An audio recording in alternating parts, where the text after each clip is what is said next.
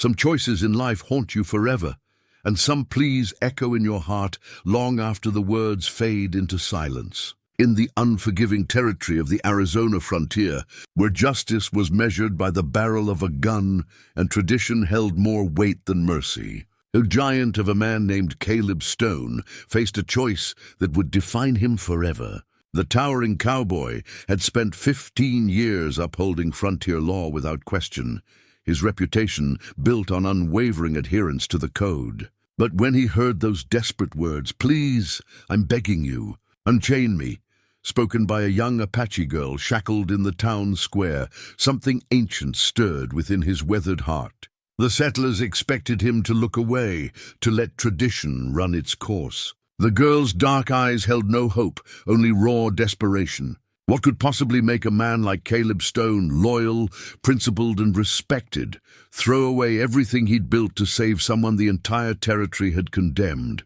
Before we jump back in, tell us where you're tuning in from. And if this story touches you, make sure you're subscribed, because tomorrow I've saved something extra special for you. The Arizona Territory in 1878 was not a forgiving place. It was a land of extremes, scorching days that could kill a man if he wasn't careful, and nights so cold they made your bones ache. The town of Redemption Springs sat in a valley between red rock cliffs that turned golden at sunset, a small collection of wooden buildings that represented civilization's fragile foothold in an untamed wilderness. Caleb Stone had called this place home for 15 years, though he'd never been entirely sure whether that word truly fit. Home was supposed to be warm, welcoming, a place where you felt at peace. Redemption Springs was none of those things. It was hard, dust-covered, and perpetually on edge. But it was where he'd ended up after the war, after losing everything that mattered. And sometimes a man just stayed where he landed, because moving required more hope than he could muster. At 6 feet 5 inches tall and broad as an oak barrel, Caleb cut an imposing figure. His face was weathered like old leather, lined with the kind of creases that came from squinting into too many sunsets and carrying too many burdens. His hair, once dark as coal, had gone silver at the temples, and his beard, which he kept trimmed short, showed more gray than he cared to admit. His hands were massive, scarred from a lifetime of hard work and harder fights, but they could be surprisingly gentle when the situation called for it. He wore the silver badge of a territorial ranger on his chest, pinned over a faded blue shirt that had seen better days. His gun belt sat low on his hips, the holster worn smooth from years of use. The Colt revolver it held was immaculately maintained, a tool he respected but never loved. Violence had been a constant companion in his life. From the battlefields of the Civil War to the dusty streets of frontier towns. But it had never brought him anything but sorrow. Every morning, Caleb rose before dawn in his small cabin on the edge of town. The place was sparse. A bed, a table, 2 chairs, a stove, and shelves lined with a few books he'd read so many times. The pages were soft as cloth. On the mantel above the fireplace sat a worn leather Bible, its cover cracked and faded.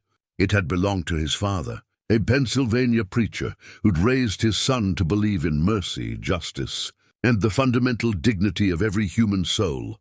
Those lessons felt like they belonged to a different lifetime now. Caleb would make his coffee strong and bitter, drink it standing at his window while watching the sun creep over the eastern cliffs. Then he'd pin on his badge, check his revolver, and walk the quarter-mile into town to begin his rounds. It was a routine that had sustained him through countless empty days, a structure that kept him from thinking too much about what his life had become. The town itself was a collection of contradictions. Main Street ran straight through the center, flanked by a general store, a saloon, a church, a hotel, and the sheriff's office. There was a livery stable, a blacksmith, a doctor's office that doubled as the undertaker's parlor, and about 30 residential homes scattered in the surrounding area. Maybe 200 souls called Redemption Springs home.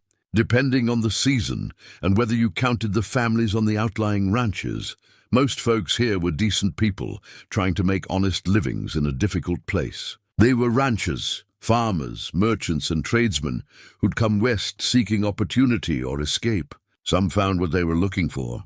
Others discovered that you can't outrun your past, no matter how far you travel.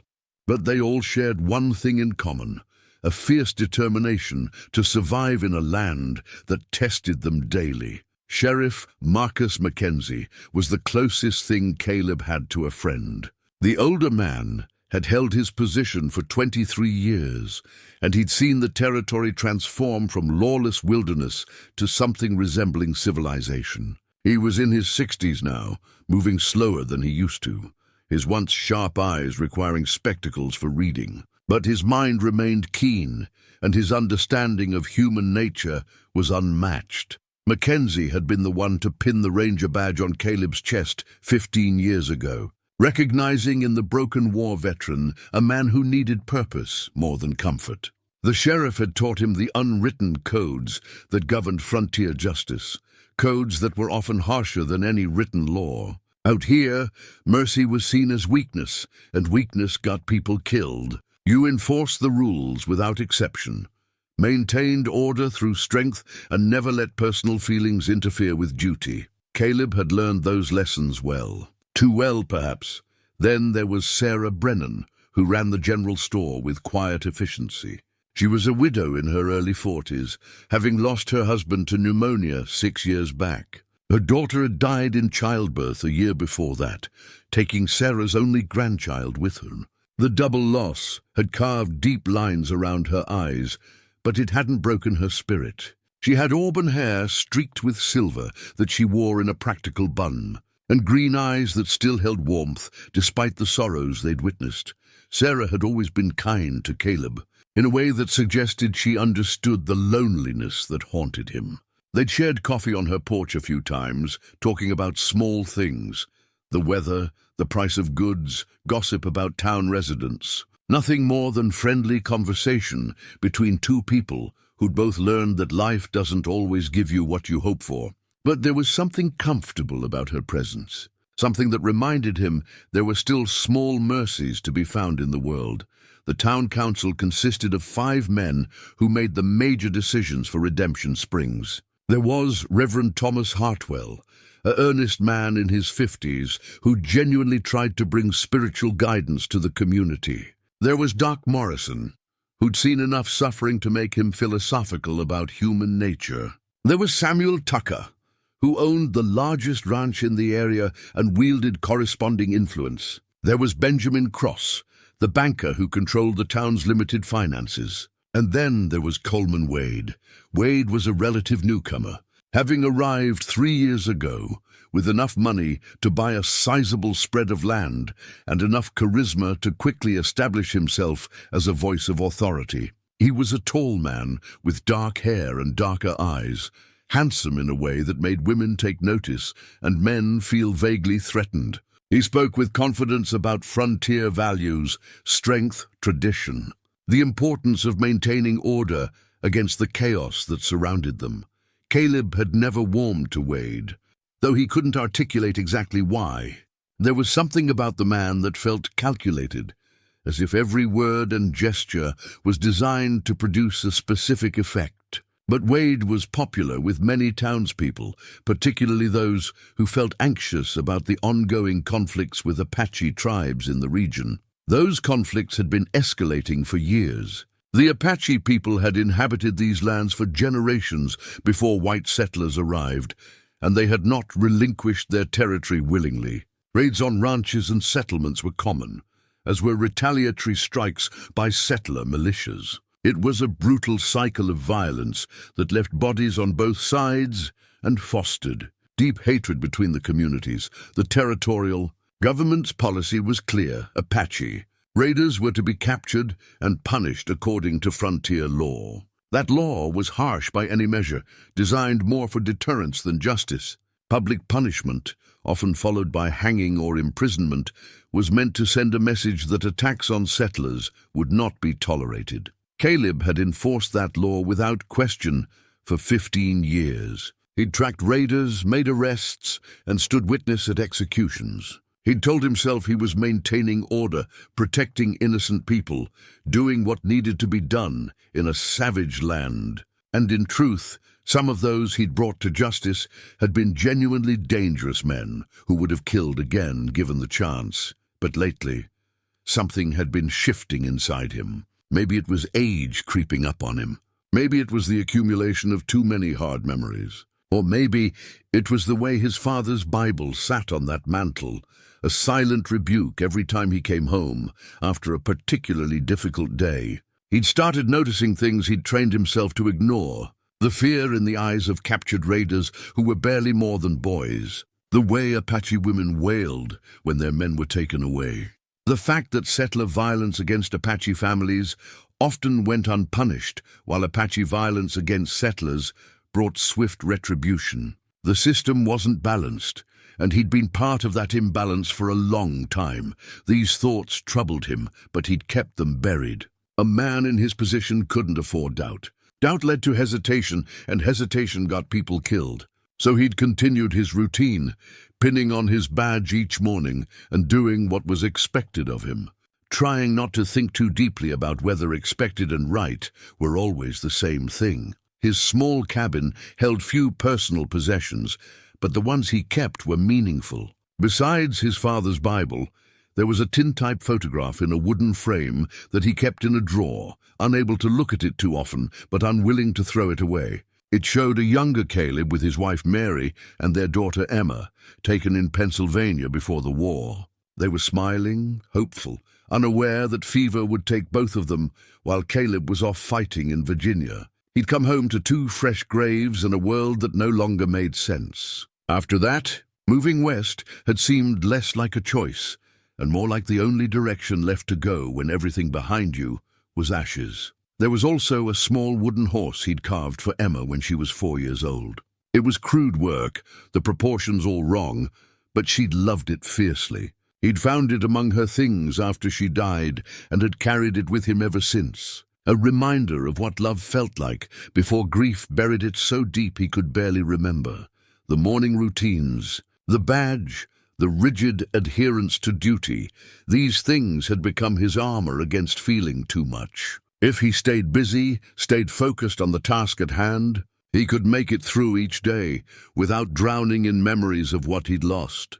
But armor, no matter how strong, always has weak points. On this particular morning in late September, Caleb rose as usual before dawn.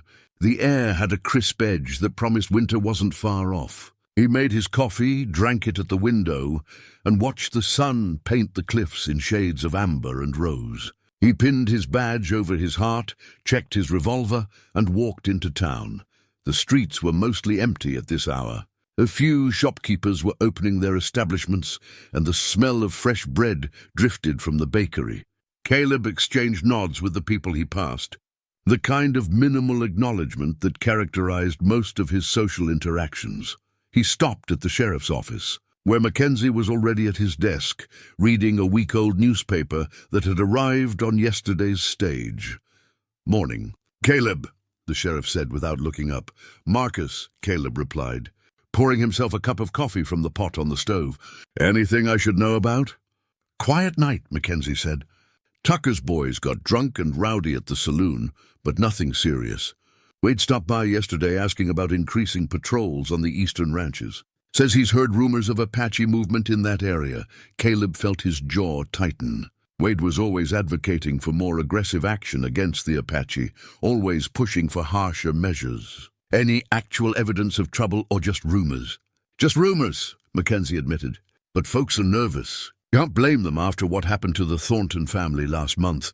The Thornton raid had been brutal. 3 dead, the ranch burned, livestock scattered. The raiders had disappeared into the mountains before any pursuit could be organized. It was the kind of incident that inflamed tensions and made people eager for retribution. "I'll ride out that direction today," Caleb said. "Take a look around." Mackenzie nodded approvingly. "Good man. Oh, and one more thing. Wade's calling a town council meeting for tomorrow evening. Wants to discuss security measures. You should probably attend." Caleb suppressed a sigh. He hated council meetings. all talk and posturing, with Wade usually dominating the conversation. But attendance was part of his duties. "I'll be there."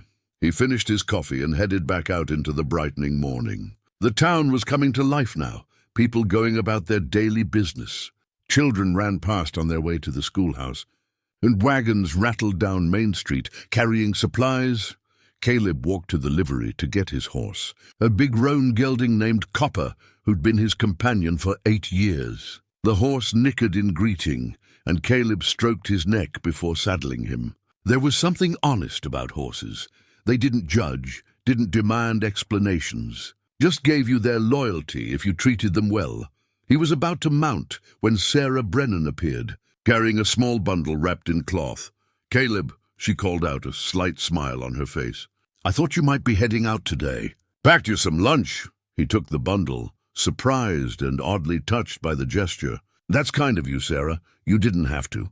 "I know," she said simply. "But I wanted to." She paused, her expression becoming more serious. "Be careful out there. There's a lot of anger in the air lately. Makes people do foolish things." "I'm always careful," he assured her, though they both knew that was only partly true. His job required him to walk into danger regularly. "I know you are," she said softly. Then, after a moment's hesitation, "Will you stop by the store when you get back? I'd like to talk to you about something." "Of course," he agreed, curious, but not wanting to press her in the middle of the street. She smiled again, a warmer expression that made her look years younger, and then turned back toward her store. Caleb watched her go for a moment, then swung up into the saddle and pointed Copper toward the eastern trail. The ride out gave him time to think, which was both a blessing and a curse. The landscape was beautiful in the morning light, vast expanses of scrubland, dotted with sage and juniper, red rock formations sculpted by wind and time, distant mountains purple against the horizon. This land could be harsh, but it had a stark beauty that he'd come to appreciate. He thought about Sarah's gesture, the simple kindness of packing him lunch. It had been a long time since anyone had done something like that for him. It reminded him of Mary, who used to pack his meals when he worked long days in their Pennsylvania town. The memory was bittersweet, painful, but also precious. He thought about the Apache conflicts, the cycle of violence that seemed to have no end. He'd seen good people on both sides die for reasons that, in his quieter moments, seemed increasingly unclear. The Apache were defending their ancestral lands. The settlers were trying to build new lives. Both sides saw themselves as righteous, and both sides committed acts of cruelty in the name of survival. Where did justice lie in all of that? And what was his role as someone sworn to enforce the law? These were dangerous questions, the kind that undermined the certainty he needed to do his job. So he pushed them aside, as he always did, and focused on the immediate task, checking the eastern ranches for signs of trouble. He spent the day riding the boundaries of Tucker's land and the neighboring spreads, talking to ranch hands, looking for tracks or other evidence of recent Apache presence. He found nothing alarming, some old signs of passage, but nothing recent or threatening. By late afternoon, he turned Copper back toward town, eating Sarah's lunch in the saddle. She'd packed bread, cheese, dried beef, and an apple. A simple fare, but it tasted better than most meals he made for himself. The sun was setting as he rode back into Redemption Springs, painting the sky in brilliant oranges and reds. He returned Copper to the livery, giving the horse a thorough rub-down and extra oats as thanks for a long day's work. Then he headed toward the general store to see what Sarah wanted to discuss. The store was just closing, but she waved him inside when she saw him approaching. "How was your ride?" she asked, locking the door behind him. "Quiet," he reported. "No signs of immediate trouble." "That's good." She moved behind the counter, her hands fidgeting with a piece of fabric in a way that suggested nervousness. "Caleb, I wanted to ask you something, and I hope you won't think I'm overstepping." "I could never think that," he said honestly. "What's on your mind?" She took a breath, seeming to gather her courage. "There's talk around town about the way we handle Apache prisoners." "Hush talk. Wade's been stirring people up, saying we need to be more severe, make examples. And I know it's not my place to question how law is enforced, but—" She paused, meeting his eyes. Do you ever wonder if we've lost our way? If we've let fear make us cruel? The question landed like a stone in still water, rippling through all his carefully maintained defenses. This was exactly what he'd been trying not to think about, spoken aloud by someone whose opinion he valued. "Sarah," he began, then stopped, unsure how to continue. How could he admit his doubts without admitting that 15 years of his life might have been built on a foundation that was crumbling? "I know," she said quickly. "I know it's complicated. I know you have a duty. I look around this town and I see good people calling for things that don't feel good. And I worry about what we're becoming." He wanted to reassure her, but he couldn't find false comfort to offer. Instead, he said, "I think about it more than I should, probably. But thinking doesn't change what the job requires." "Maybe it should," she said softly. "Maybe thinking is exactly what changes things." They stood in silence for a moment, the weight of the conversation settling between them. Then Sarah stepped closer, placing a hand on his arm. "I'm sorry," she said. "I didn't mean to burden you with my worries." "You carry enough as it is. It's not a burden," he assured her. He struggled for the right words.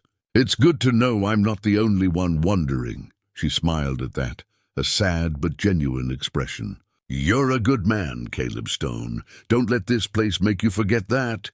He left the store feeling unsettled in a way he couldn't quite name. Sarah's words echoed in his mind as he walked back to his cabin. Maybe thinking is exactly what changes things, but change required courage he wasn't sure he possessed. And the cost of that courage might be everything he'd built his life around for the past 15 years. That night, he sat at his table with his father's Bible open in front of him. He read the familiar passages about mercy and justice, about standing up for the oppressed, about doing what was right even when it was difficult. Words he'd heard 1,000 times, but had stopped really hearing somewhere along the way. Outside his window, the night was full of stars, cold and distant and beautiful. Caleb stared up at them, feeling small and uncertain, in a way he hadn't felt since he was young. He didn't know it yet, but his world was about to change in ways he couldn't imagine. The questions Sarah had voiced, the doubts he'd been suppressing, the erosion of his certainty about right and wrong, all of it was about to come to a head in a way that would test everything he believed about himself. Tomorrow, riders would come into town with news of an Apache raid. They would bring prisoners, and among those prisoners would be a young girl whose desperate plea would shatter the armor Caleb had built around his heart and force him to choose between the man he'd become and the man his father raised him to be. But tonight, he was still just a lonely ranger in a small frontier town, reading his father's Bible by lamplight and wondering if mercy and justice could ever truly exist in the same place. The riders came thundering into Redemption Springs just after dawn, their horses lathered with sweat and their faces grim. Caleb was already at the sheriff's office when he heard the commotion, and he stepped outside to see what had happened. Coleman Wade was leading the group, sitting tall in his saddle with the bearing of a man who enjoyed being the center of attention. Behind him rode 6 other men, all armed, all wearing the hard expressions of people who'd seen violence. And trailing behind them, bound with rope and stumbling in the dust, were 4 Apache prisoners. 3 were men in their 20s or 30s, their faces set in defiant masks despite their obvious exhaustion. But the 4th prisoner made Caleb's stomach tighten, a girl who couldn't have been more than 16 or 17 years old. She was thin, with long dark hair that hung in tangled strands around her face, and her eyes held a kind of desperate fear that reminded him too much of a trapped animal. Sheriff Mackenzie emerged from the office, his face troubled as he surveyed the scene. A crowd was already gathering, townspeople drawn by the noise and the promise of drama. "What happened?" Mackenzie called out. Wade dismounted with theatrical flair, his voice carrying to the assembled crowd. "Apache raiders hit the Henderson place last night, killed John Henderson and his oldest boy, burned the house and ran off with their horses. We tracked them into the hills and caught these 4 trying to circle back south." A murmur ran through the crowd. Anger, fear, the kind of collective emotion that could turn dangerous quickly. Caleb moved closer, his eyes on the prisoners. The three men showed signs of fighting, cuts, bruises, torn clothing. But the girl looked untouched by combat. Her only injuries the rope burns on her wrists and the exhaustion in her face. "You're certain these are the raiders?" Mackenzie asked, his tone careful. "Found them 10 miles from the Henderson place, with fresh horses that matched the description of John's stock," Wade said confidently. "What more proof do you need?" Caleb stepped forward. "Did you see them at the Henderson place? Did they have weapons?" Wade's eyes flicked to him, and Caleb caught a flash of annoyance before the man's expression smoothed into something more diplomatic. "We didn't need to see them in the act, Stone. The evidence speaks for itself. These savages murdered 2 good men, and they need to face frontier justice." The crowd murmured its approval, and Caleb felt the temperature of the situation rising. He looked at the girl again, noting how she stood slightly apart from the 3 men, how they weren't looking at her or acknowledging her presence. "Something about the dynamic felt wrong. Take them to the jail," Mackenzie ordered. "We'll sort this out properly." "Sort it out?" A voice called from the crowd. Benjamin Cross, the banker. "What's there to sort out? We all know what they did."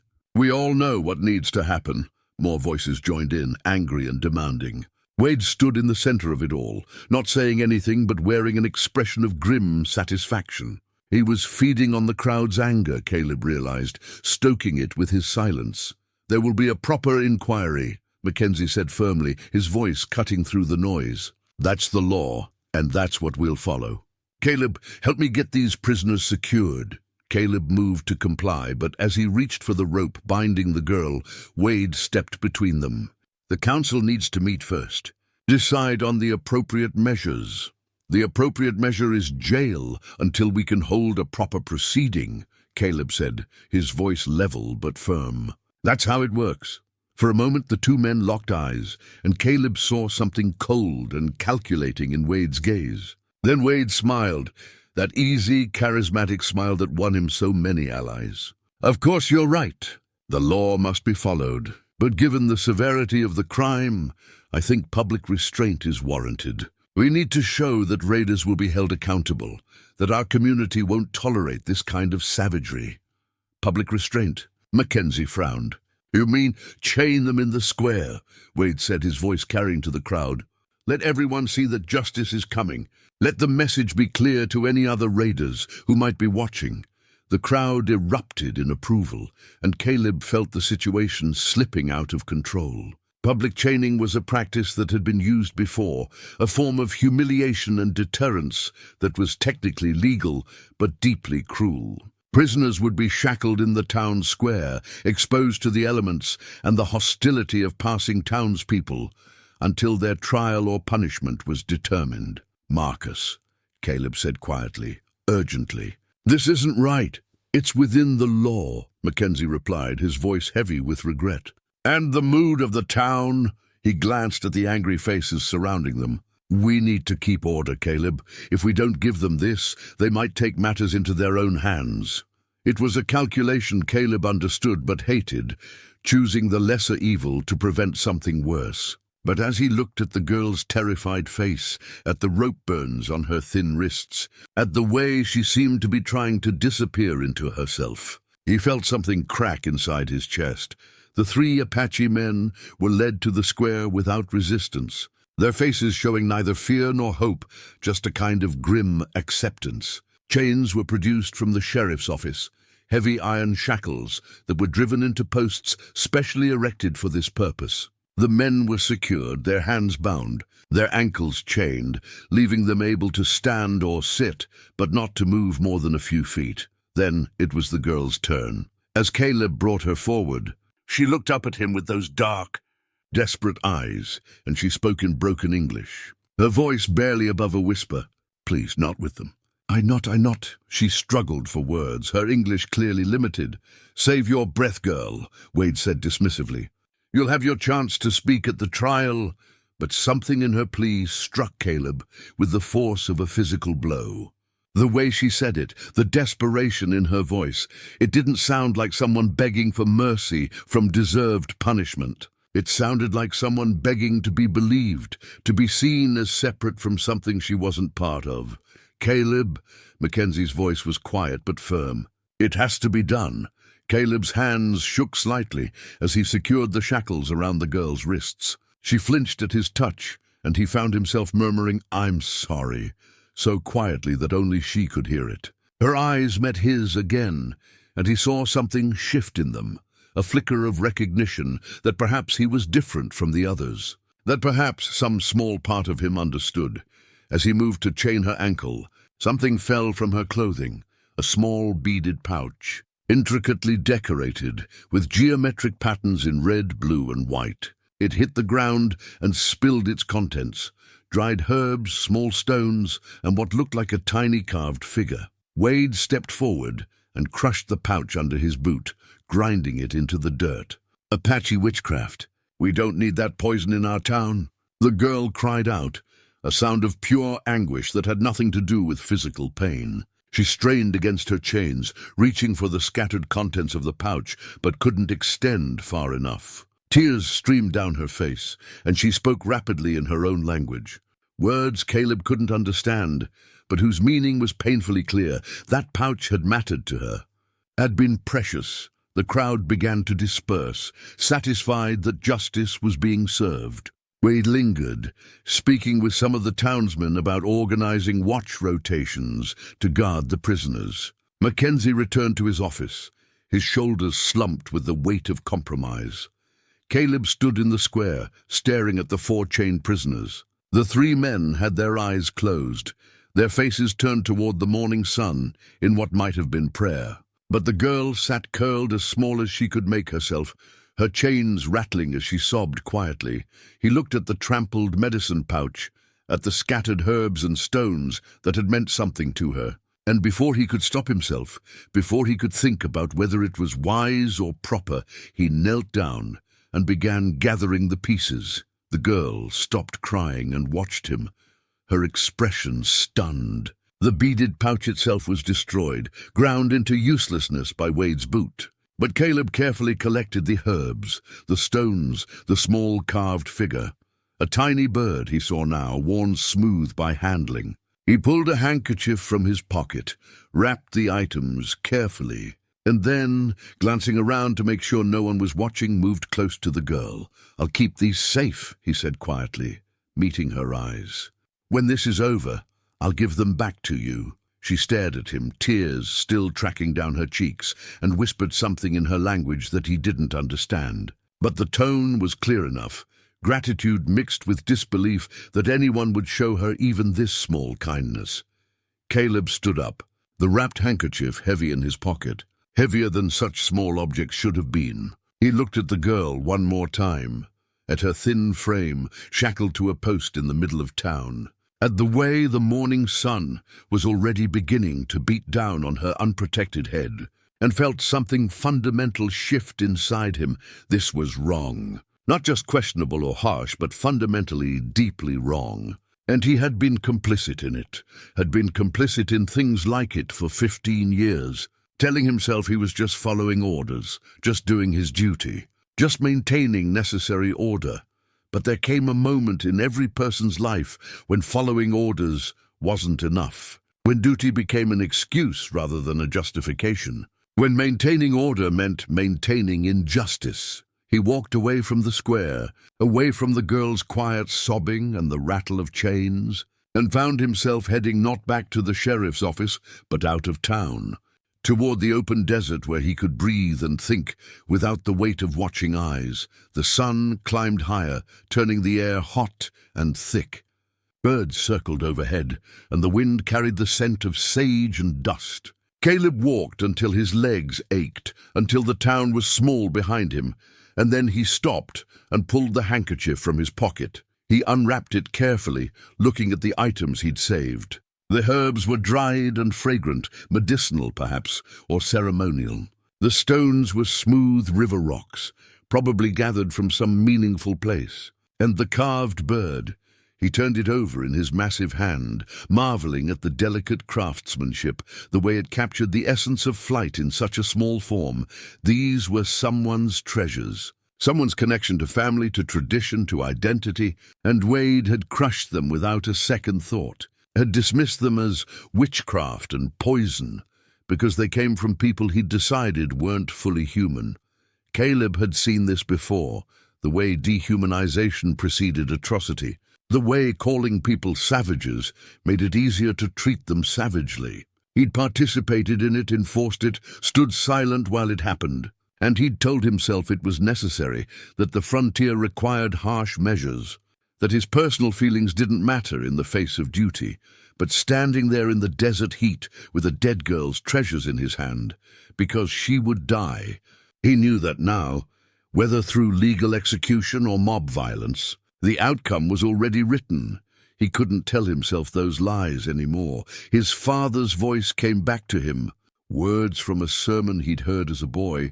The test of a man's character is not how he treats those who can help him, but how he treats those who can do nothing for him. The measure of a society is not how it treats its most powerful, but how it treats its most vulnerable.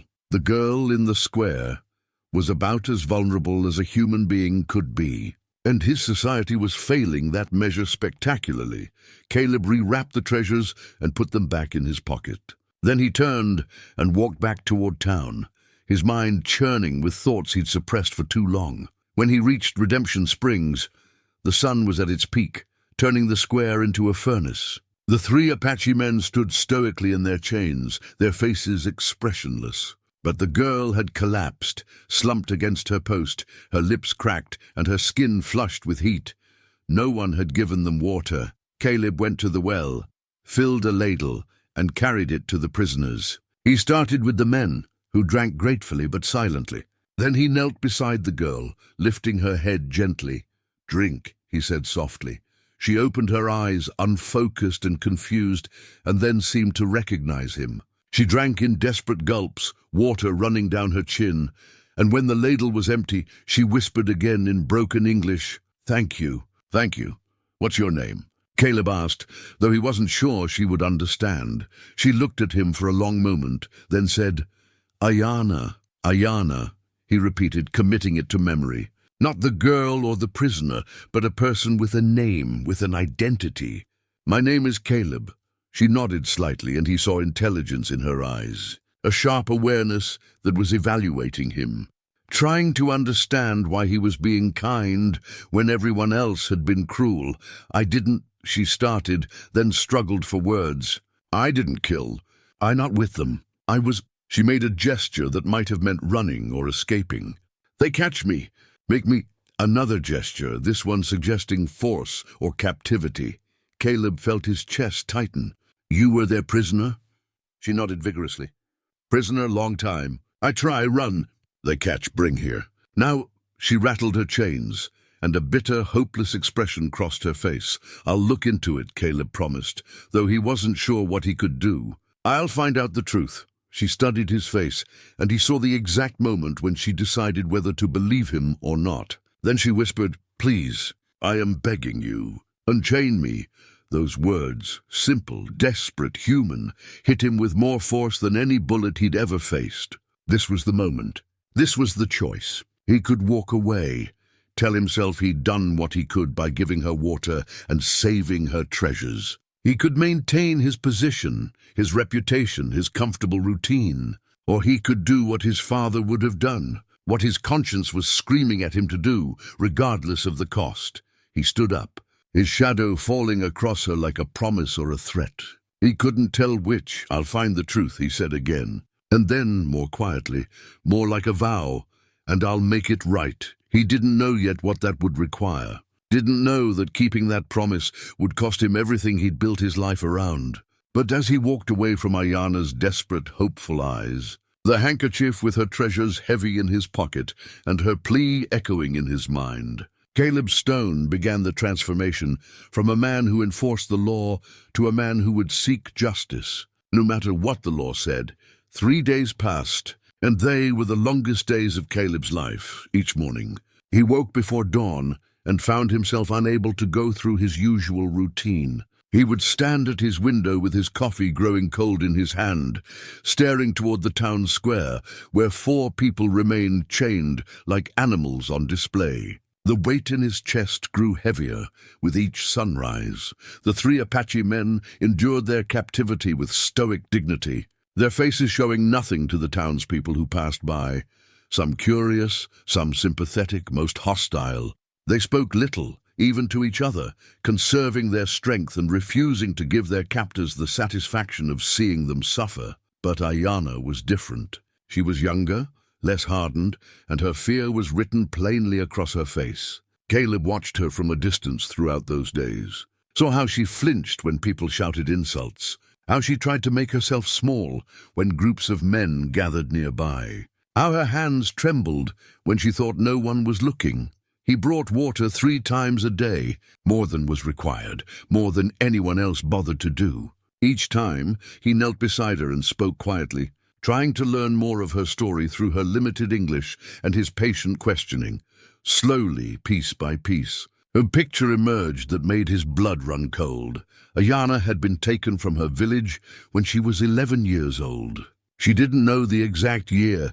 Time was measured differently in her culture, but she remembered her mother's scream, her father's futile attempt to fight off the raiders, the long, terrible journey into captivity. The men who took her had been a mixed group, some Apache from a different tribe, some Mexican bandits, some deserters from various armies. They'd moved through the borderlands like ghosts, raiding settlements and stealing what they could.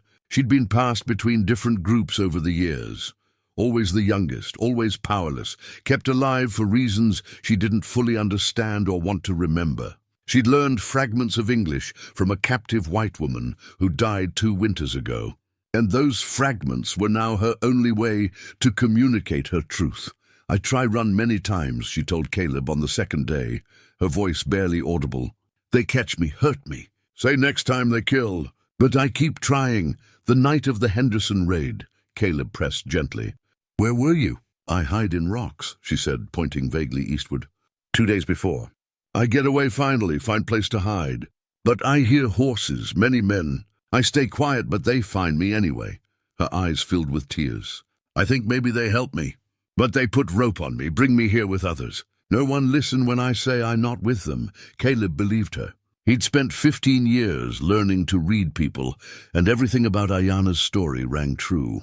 The way she talked about the raiders with such fear, the way she couldn't make eye contact when discussing her captivity, the way she seemed genuinely bewildered by being accused of crimes she had no part in. It all pointed to an innocent person caught in circumstances beyond her control. But belief wasn't enough. He needed evidence. On the 3rd day, Caleb rode out to the Henderson place. The ruins were still smoldering, the acrid smell of burned wood hanging in the air. He walked through the debris carefully, looking for anything that might tell him more about what had happened. The bodies had been removed for burial, but the violence of the attack was still evident. Blood on the ground, bullet holes in the walls, signs of a fierce struggle. John Henderson and his son had fought hard before they were killed. Caleb examined the tracks around the property, using skills he'd honed during the war and refined on the frontier. Multiple horses, definitely. At least 6 or 7, maybe more. He found shell casings from various weapons, old army rifles, newer models, even a shotgun blast pattern in one of the walls. What he didn't find was anything that connected Ayana to this place. No small footprints, no evidence of a young woman's presence. The tracks of the raiders led northeast, which was consistent with Wade's story. But there were also tracks leading southeast, older ones that had been partially obscured by the main group. He followed the southeast tracks for several miles, until he found what he was looking for, a small hollow in the rocks where someone had clearly sheltered for at least a day or 2. There were signs of a small fire, carefully concealed, some disturbed earth where someone had slept. And most tellingly, several long dark hairs caught on a rough stone edge. This was where Ayana had hidden. He was certain of it, and the timeline didn't match Wade's story. These tracks were at least 2 days older than the raid, maybe 3, which meant Ayana had been here, alone and in hiding, when the Henderson place was attacked. Caleb collected the hairs carefully, wrapping them in another handkerchief. It wasn't much, but it was something. physical evidence that supported Ayana's version of events. When he returned to town that evening, he went straight to the sheriff's office. Mackenzie was there, going through wanted posters with the weary expression of a man who'd seen too many faces that all started to blur together. "Marcus, we need to talk about the Apache prisoners," Caleb said. Closing the door behind him, the sheriff looked up, his eyes showing resignation more than surprise. "I wondered when you'd come to me about this." "The girl is innocent," Caleb said flatly. "I've been investigating, and her story holds up. She wasn't part of the raid. She was a captive trying to escape." Mackenzie set down the posters and removed his spectacles, rubbing his eyes. "What evidence do you have?" Caleb laid out what he'd found, the hiding place, the tracks, the timeline that didn't match. He explained the conversations he'd had with Ayana, the details that rang true. Mackenzie listened without interrupting, his expression growing more troubled. "That's not enough," the sheriff said finally. "Not to overturn Wade's testimony and the council's decision. Then what would be enough?" Caleb demanded, frustration bleeding into his voice. "What would it take to convince people that we've chained an innocent girl in the square like an animal?" "Proof that would stand up in court," Mackenzie said. "Witnesses, corroboration from the other prisoners, maybe. Something more concrete than tracks and timing." "The other prisoners don't acknowledge her," Caleb pointed out. "They've barely looked at her since they've been here. Doesn't that strike you as odd?" "It strikes me as Apache not wanting to talk to white lawmen," Mackenzie countered. "You know how they are." Caleb bit back his anger, recognizing that losing his temper wouldn't help Ayana. "Then let me question them properly. Let me investigate this thoroughly before we proceed with any punishment." Mackenzie stood up and walked to the window, looking out at the darkening street. "The council meets tomorrow night. Wade's pushing for immediate sentencing, death by hanging for the 3 men, imprisonment for the girl as a warning to others." "That's insane," Caleb said. "Even if they were guilty, execution without a proper trial. This is the frontier, Caleb. Proper trials are a luxury we can't always afford." The sheriff's voice was heavy with regret. "And the town is angry. They want blood for blood. If we don't give them some measure of justice, they'll take it themselves." "That's not justice," Caleb said quietly. "That's revenge. And we're better than that. We have to be." Mackenzie turned to face him, and in the lamplight he looked every one of his 60-some years. "I used to think so. When I first came to this territory, I believed we were bringing civilization, law, order. But sometimes I wonder if we're just bringing different kinds of savagery." The admission hung in the air between them, the kind of honest doubt that men like them rarely voiced. "Help me prove her innocence," Caleb said. "Give me until the council meeting tomorrow. Let me do this right. And if you can't prove it?" Mackenzie asked. "What then?" Caleb didn't have an answer to that. He couldn't imagine standing by while Ayana was executed or imprisoned for crimes she didn't commit. But he also didn't know what he could do to prevent it if the town had already made up its mind. That night, unable to sleep, Caleb found himself going through his personal belongings. He pulled out the box he kept under his bed, the one containing memories from his old life. The tintype photograph of Mary and Emma, a letter Mary had written him during the war, creased and faded from being read too many times. A small book of poetry she'd loved, and at the bottom of the box, wrapped in cloth, the wooden horse he'd carved for Emma.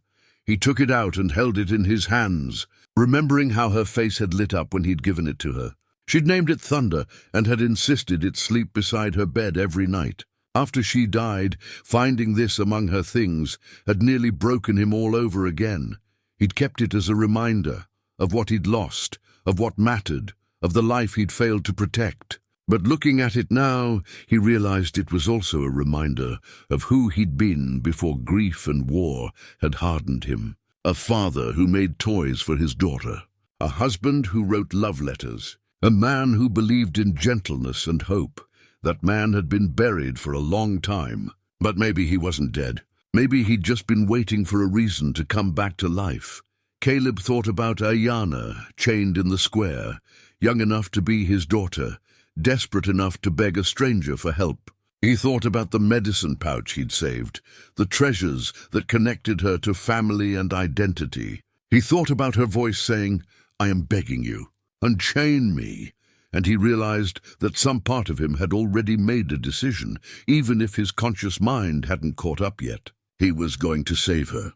Not because it was easy or safe or smart, but because it was right. Because his father had raised him to believe that every human life had dignity and value. Because his daughter would have wanted him to be the kind of man who helped scared young girls, not the kind who stood by while they suffered. The cost didn't matter.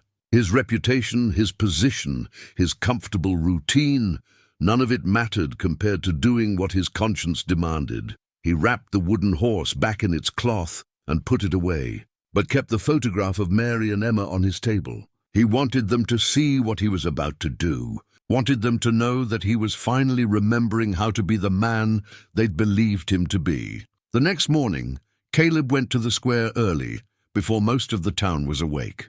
Ayana was dozing fitfully, her head resting against the post she was chained to. In sleep, she looked even younger, vulnerable in a way that made his chest ache. He knelt beside her with water and some bread he'd brought from his cabin. She woke at his approach, instinctively flinching before she recognized him. Then her expression softened into something like trust. "Caleb," she said quietly, accepting the water. "I've been investigating your story," he told her as she ate. "I believe you. I found where you were hiding, and I know you weren't part of the raid." Hope flared in her eyes, so bright and desperate it hurt to see.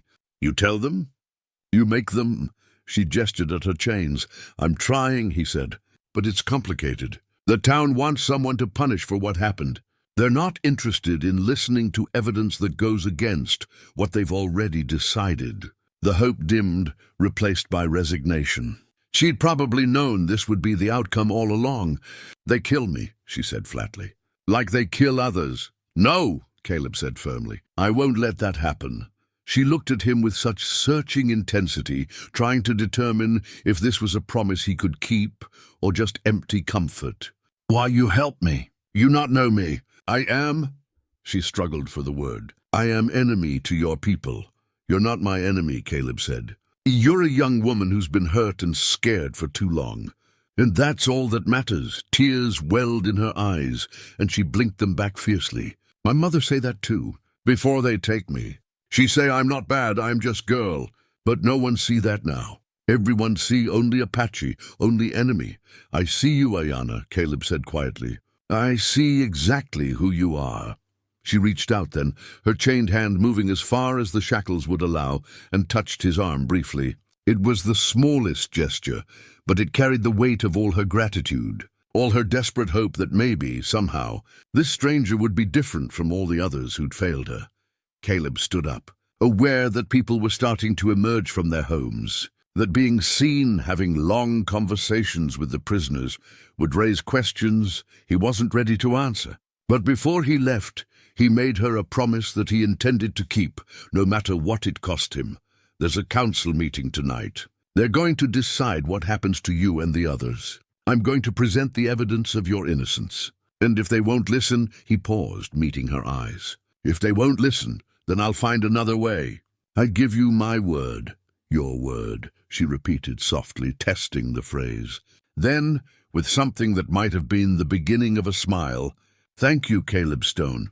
Your word is good thing." I think, as he walked away from the square, he caught sight of Sarah Brennan sweeping the boardwalk in front of her store. She was watching him, had probably been watching the whole interaction. When their eyes met, she nodded slightly, a gesture of approval or perhaps solidarity. She understood what he was trying to do, and she approved. That knowledge gave him strength as he prepared for the battle ahead. The council meeting was scheduled for 8 o'clock that evening. Caleb had hours to prepare his case, to gather his evidence, to find the right words that might convince hard-hearted men to choose mercy over vengeance. But as the day wore on, and he saw the mood of the town, the clusters of men talking angrily at the saloon, the women whispering behind their hands, Coleman Wade, moving through the streets like a politician courting votes, Caleb began to understand that facts and evidence might not be enough. Some minds were already made up. Some hearts were already hardened. And some men, like Wade, had their own reasons for wanting things to go a certain way. Reasons that had nothing to do with justice. The sun set in streaks of red and gold, and Caleb stood in his cabin, the wooden horse in one hand and his badge in the other. Two symbols of who he was, or who he'd been. A father who'd failed to protect his child. A lawman who'd enforced unjust rules for too long.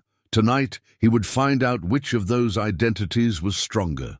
Tonight, he would either save an innocent girl or lose the last shreds of faith he had in himself. He pinned the badge over his heart and left the wooden horse on his table where Mary and Emma's photograph could watch over it. Then he walked toward the church where the council meeting would be held, ready to fight for Ayana's life with every tool he had.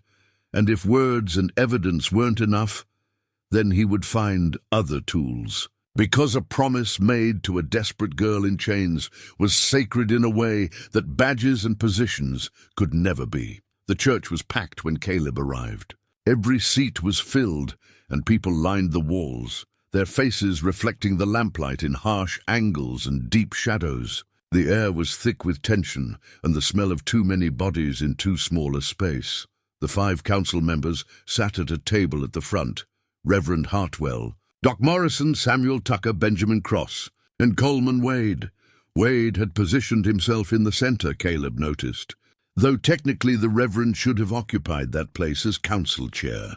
Sheriff Mackenzie stood to one side, his expression carefully neutral. When Caleb entered, their eyes met briefly, and the older man gave the smallest nod of acknowledgement. "Let's begin," Wade said, not waiting for the Reverend to call the meeting to order. "We're here to discuss the punishment for the Apache raiders who murdered John Henderson and his son. The evidence is clear, the crime is heinous, and justice must be swift." "Perhaps we should hear from Ranger Stone first," Reverend Hartwell suggested mildly. "I understand he's been investigating the circumstances." Wade's jaw tightened almost imperceptibly. "By all means, though I'm not sure what there is to investigate.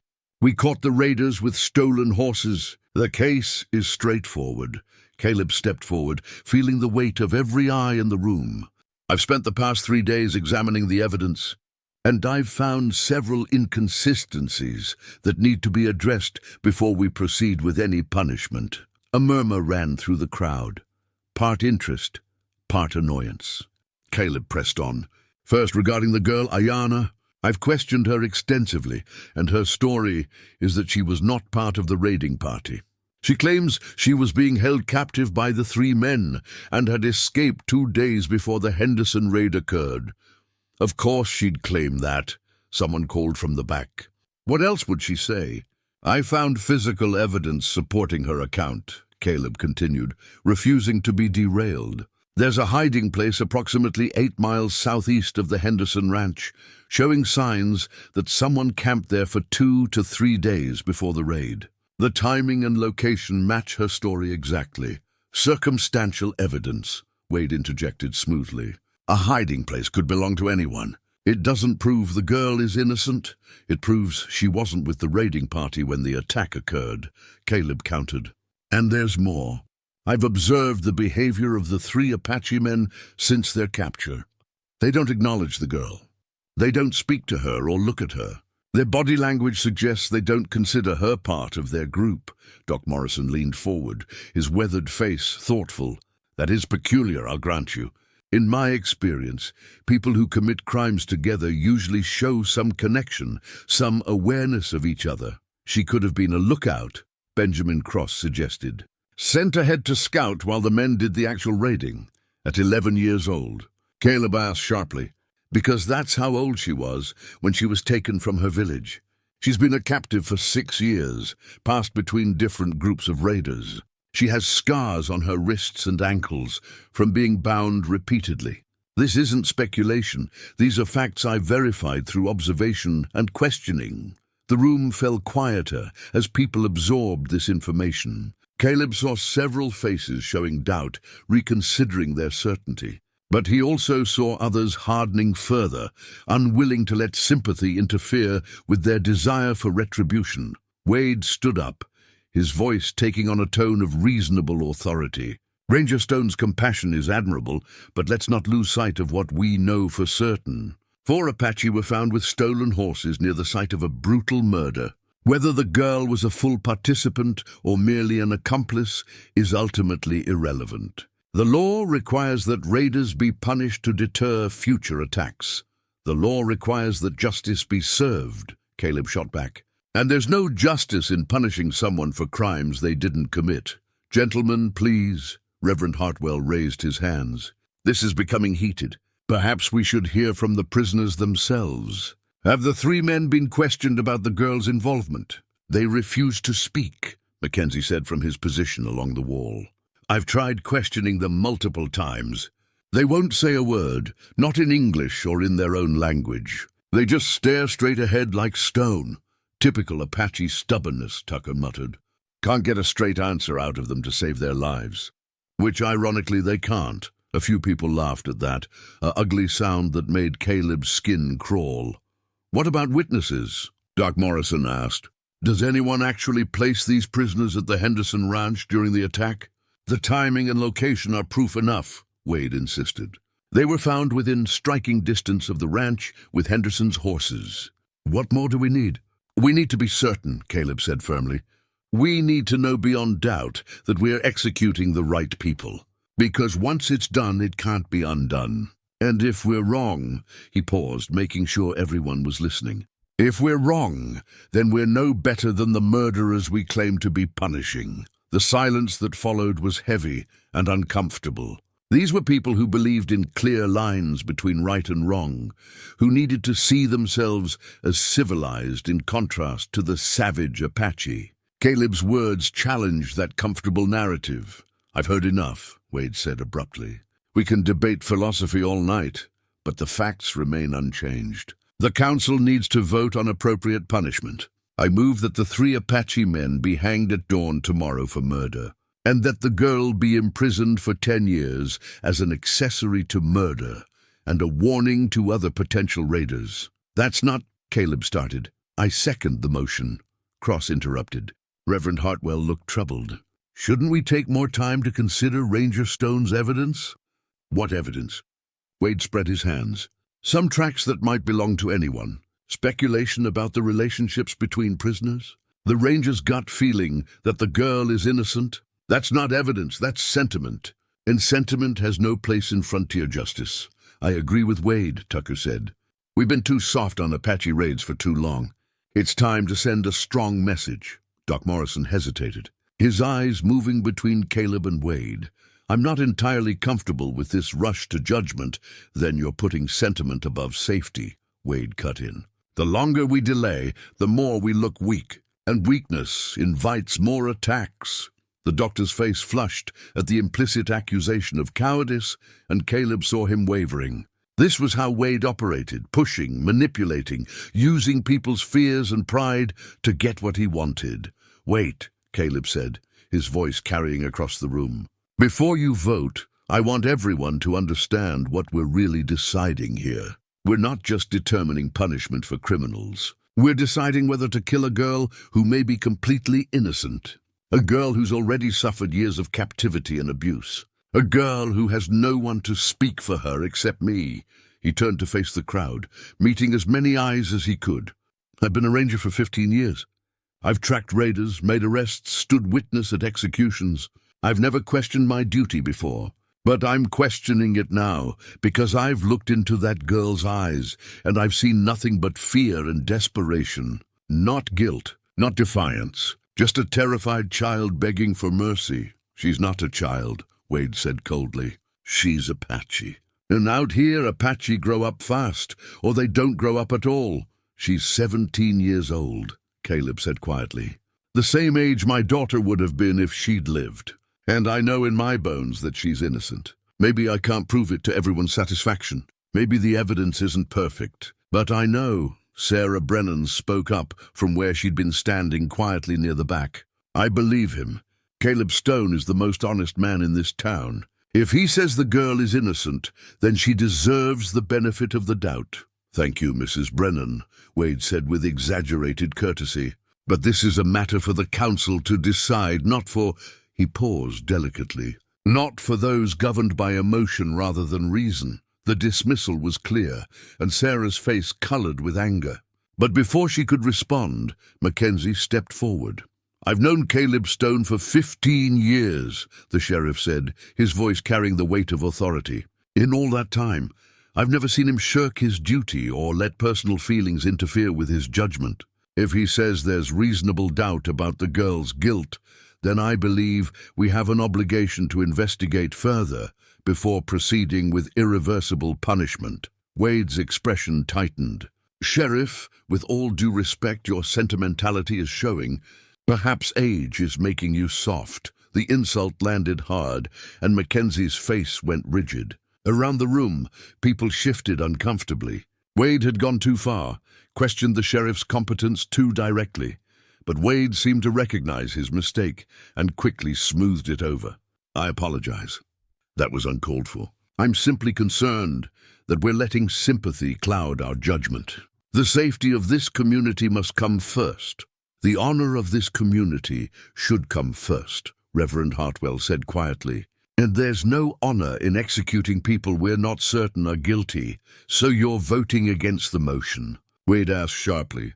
The Reverend hesitated, and Caleb could see the conflict in his face, the struggle between compassion and the pressure to conform, between his religious principles and the expectations of his congregation. I need more time to pray on it," Hartwell said finally, and Caleb's heart sank. That was effectively a capitulation, a way to avoid taking a stand. "We don't have time," Wade pressed. "Every day those prisoners sit in our square, we look weak and indecisive. We need to act now, tonight. I call for a vote. All in favor of executing the 3 Apache men and imprisoning the girl?" Wade asked, raising his own hand immediately. Cross's hand went up without hesitation. Tucker followed after only a brief pause. Doc Morrison looked at Caleb one more time, his expression apologetic, and then slowly raised his hand. 3 votes. It was done. Reverend Hartwell sat with his hands folded, not voting either way, his face showing the shame of someone who'd failed to stand up for what he believed. "The motion passes," Wade said with satisfaction. "Execution will be carried out at dawn. Sheriff Mackenzie, please make the necessary arrangements." Mackenzie's face was carved from stone. "And the girl?" "She'll be transported to the territorial prison after the executions," Wade said. "As a lesson that mercy has its limits." The crowd began to disperse, most people looking satisfied that justice had been served. A few looked troubled, but not troubled enough to speak up. Caleb stood frozen in place, watching his worst fear become reality. Sarah appeared at his side, her hand touching his arm. "I'm sorry," she said quietly. "You tried. Trying isn't enough," Caleb said, his voice rough. "She's going to die in that prison. 17 years old, and she'll spend the rest of her life locked in a cell for crimes she didn't commit. What are you going to do?" It was the question that had been building in his mind throughout the meeting, the question he'd been trying to avoid because he already knew the answer. "I'm going to keep my promise to her." Sarah's eyes widened. "Caleb, you can't mean—" "I gave her my word," he said simply. "That's all I have left that matters." He left the church without another word, walking through the darkened streets toward the square. Ayana was awake, had probably been awake the whole time, wondering what the council would decide. When she saw him approaching, she stood up as much as her chains allowed, her face desperately hopeful. "Caleb?" she asked, her voice small in the darkness. He knelt in front of her, his massive frame level with her slight one, and spoke the truth because he owed her that much. "The council voted to execute the 3 men at dawn, and to send you to prison for 10 years. He watched hope die in her eyes, watched her face crumple with despair. She sank down against the post, chains rattling, and made a sound that wasn't quite a sob, something deeper and more broken. "I'm sorry," he said. "I tried to convince them. I showed them the evidence, but they wouldn't listen." She didn't respond, just sat there with her head bowed, and Caleb felt something inside him twist and tear. This wasn't justice. This wasn't honor. This was cowardice masquerading as strength, fear disguised as righteousness. He reached into his pocket and pulled out the handkerchief containing her treasures, the herbs, the stones, the carved bird. He pressed it into her chained hands.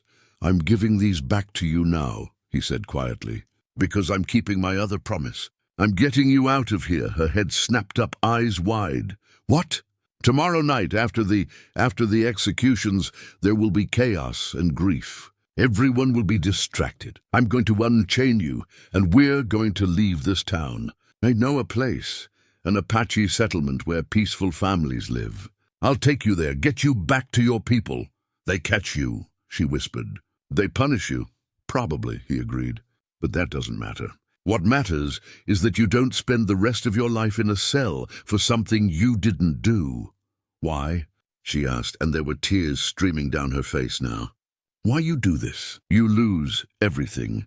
Caleb thought about his daughter, about the wooden horse on his table, about the man his father had tried to raise him to be. "Because it's right. Because someone needs to stand up for you. Because—" he paused, finding words for something he'd barely admitted to himself. "Because I have a daughter who I couldn't protect. And maybe, in some small way, saving you honors her memory."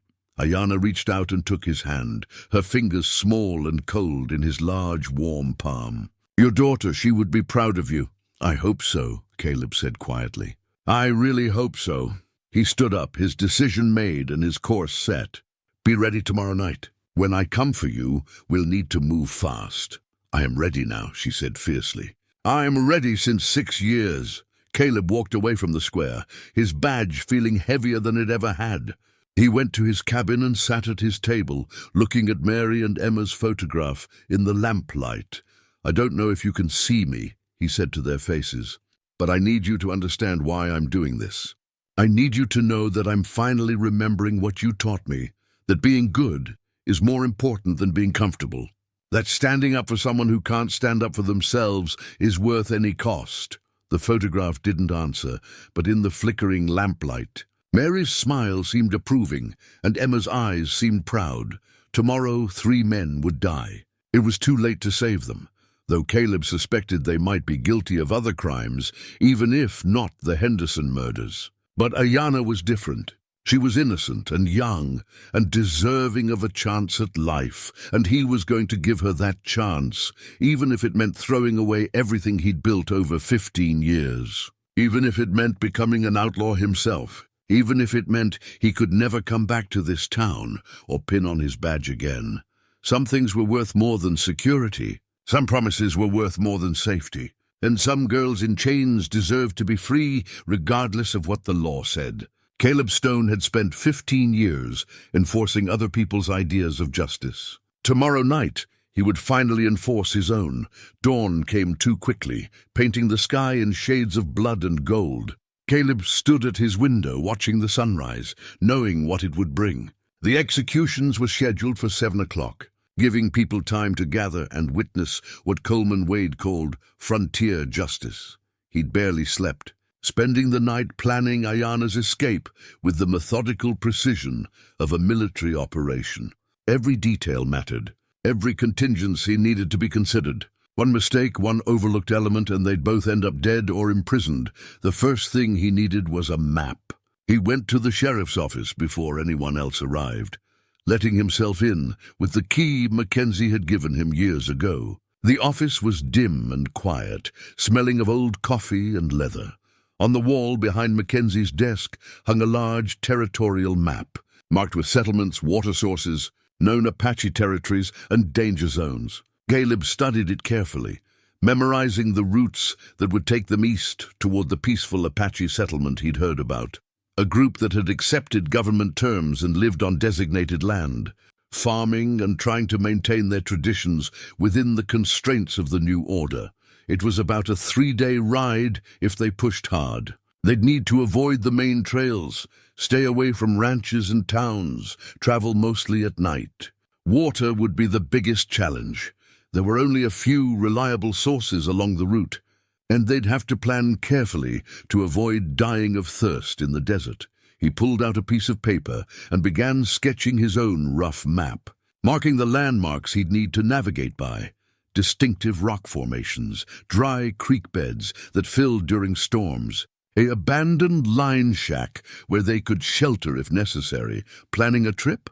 Caleb spun around to find Sheriff Mackenzie standing in the doorway, his expression unreadable in the early morning light. "Marcus," Caleb said carefully, "I didn't hear you come in."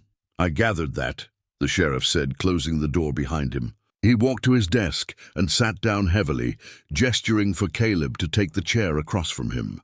"I've been doing this job for 23 years. You learned to read people in that time.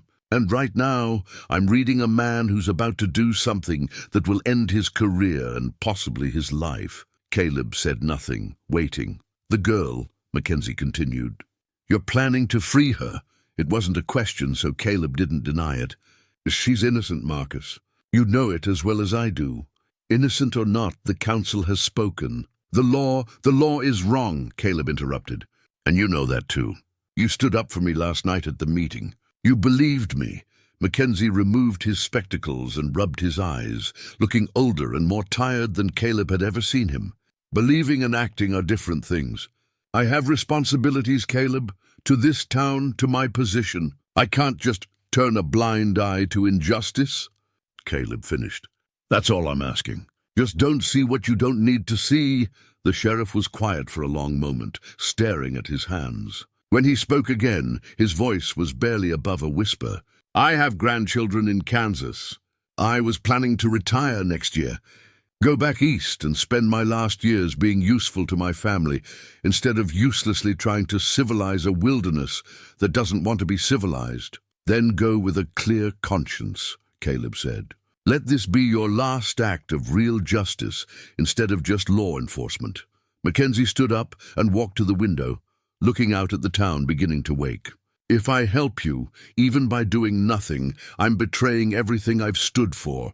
If you don't help me, you're betraying everything you've believed in," Caleb countered. "There's a difference between standing for something and just standing in place." The sheriff laughed, a short, bitter sound.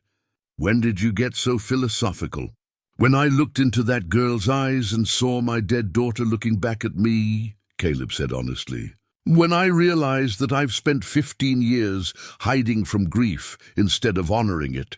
When I understood that the only way to live with myself going forward is to do what's right, regardless of the cost." Mackenzie turned back to face him, and something had shifted in his expression. "The map on the wall is old, outdated, doesn't show the new water sources that were discovered last spring. The locations are in my journal, the brown leather one, second drawer of my desk. Anyone planning a route east would need that information to survive." Caleb's heart quickened. "Marcus!" "I'm going to the hotel for breakfast," the sheriff said, speaking over him. "I'll be gone for at least an hour, maybe longer. When I get back, I expect that map to still be on my wall and my office to be exactly as I left it." He paused at the door. "After the executions tonight, I expect there will be chaos. People grieving, emotions running high. I imagine the prisoners in the square will be the last thing on anyone's mind for at least a few hours."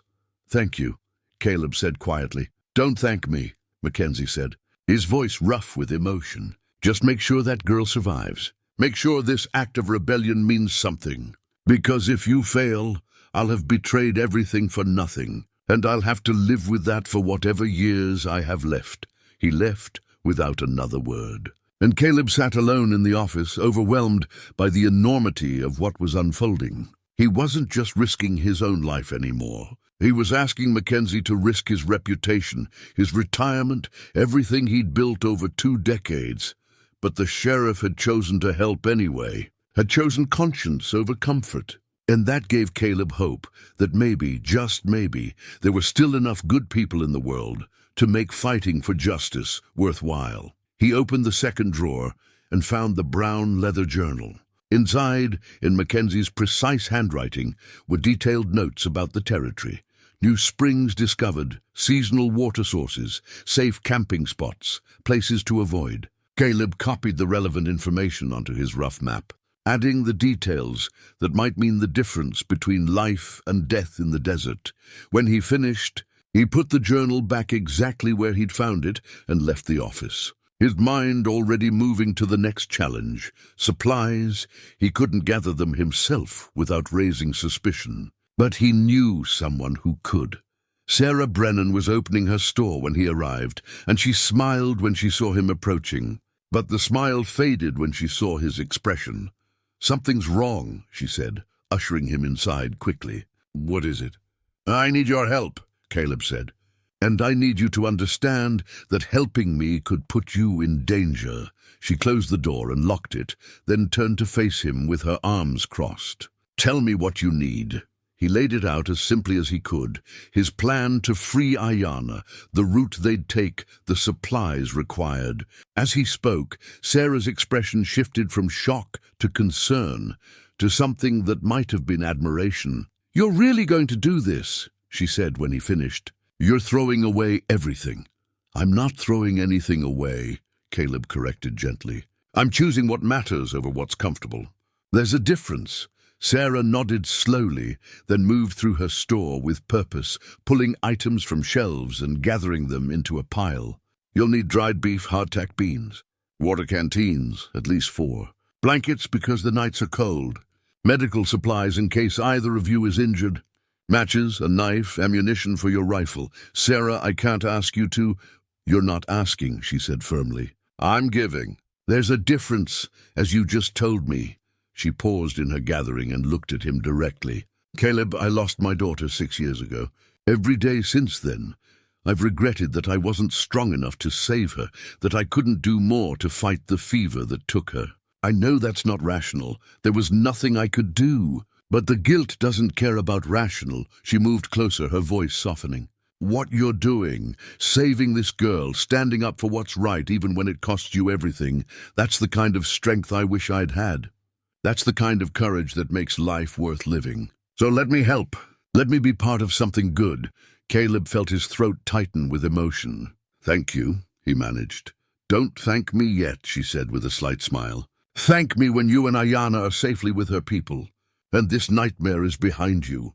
She continued gathering supplies, and Caleb helped her pack everything into saddlebags that could be easily thrown onto a horse. As they worked, Sarah asked, "What will you do after? After you deliver her to safety?" Caleb had been trying not to think about that.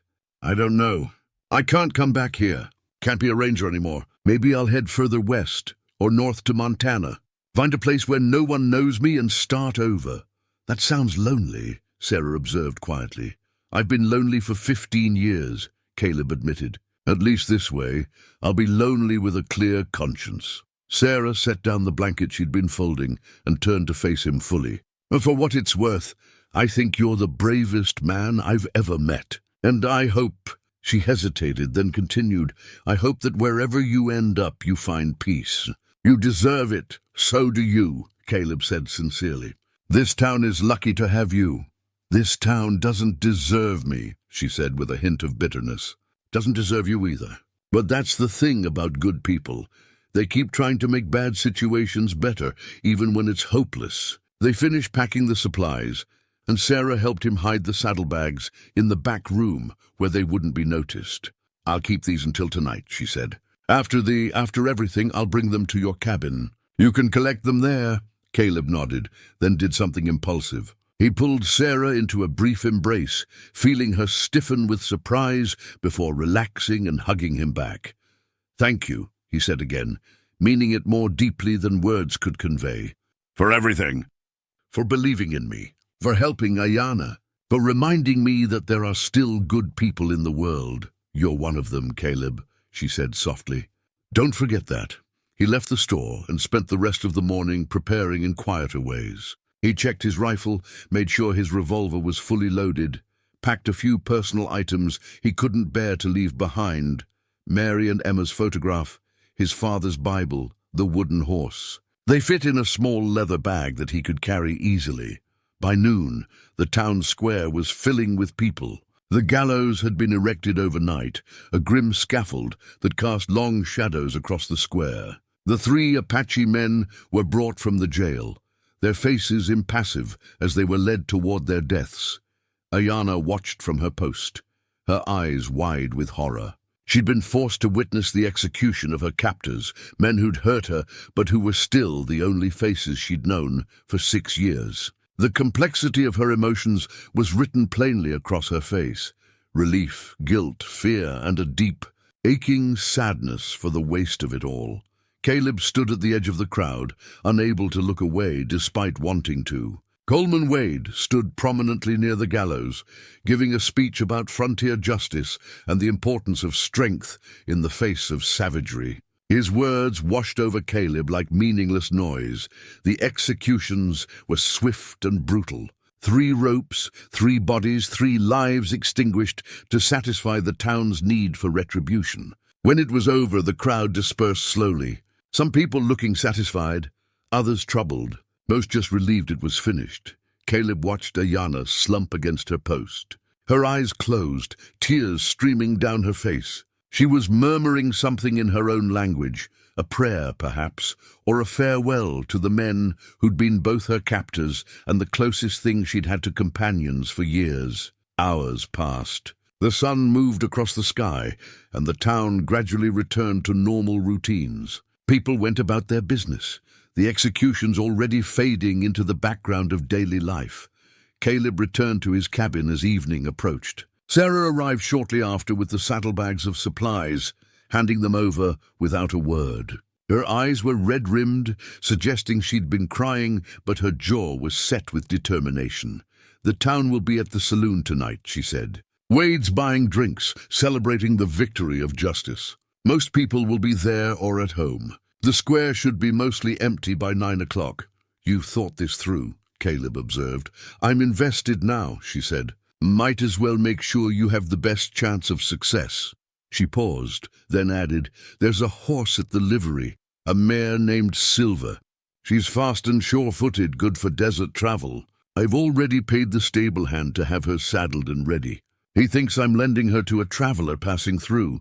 "Sarah, go," she said firmly. "Save that girl, and save yourself. This town doesn't deserve either of you."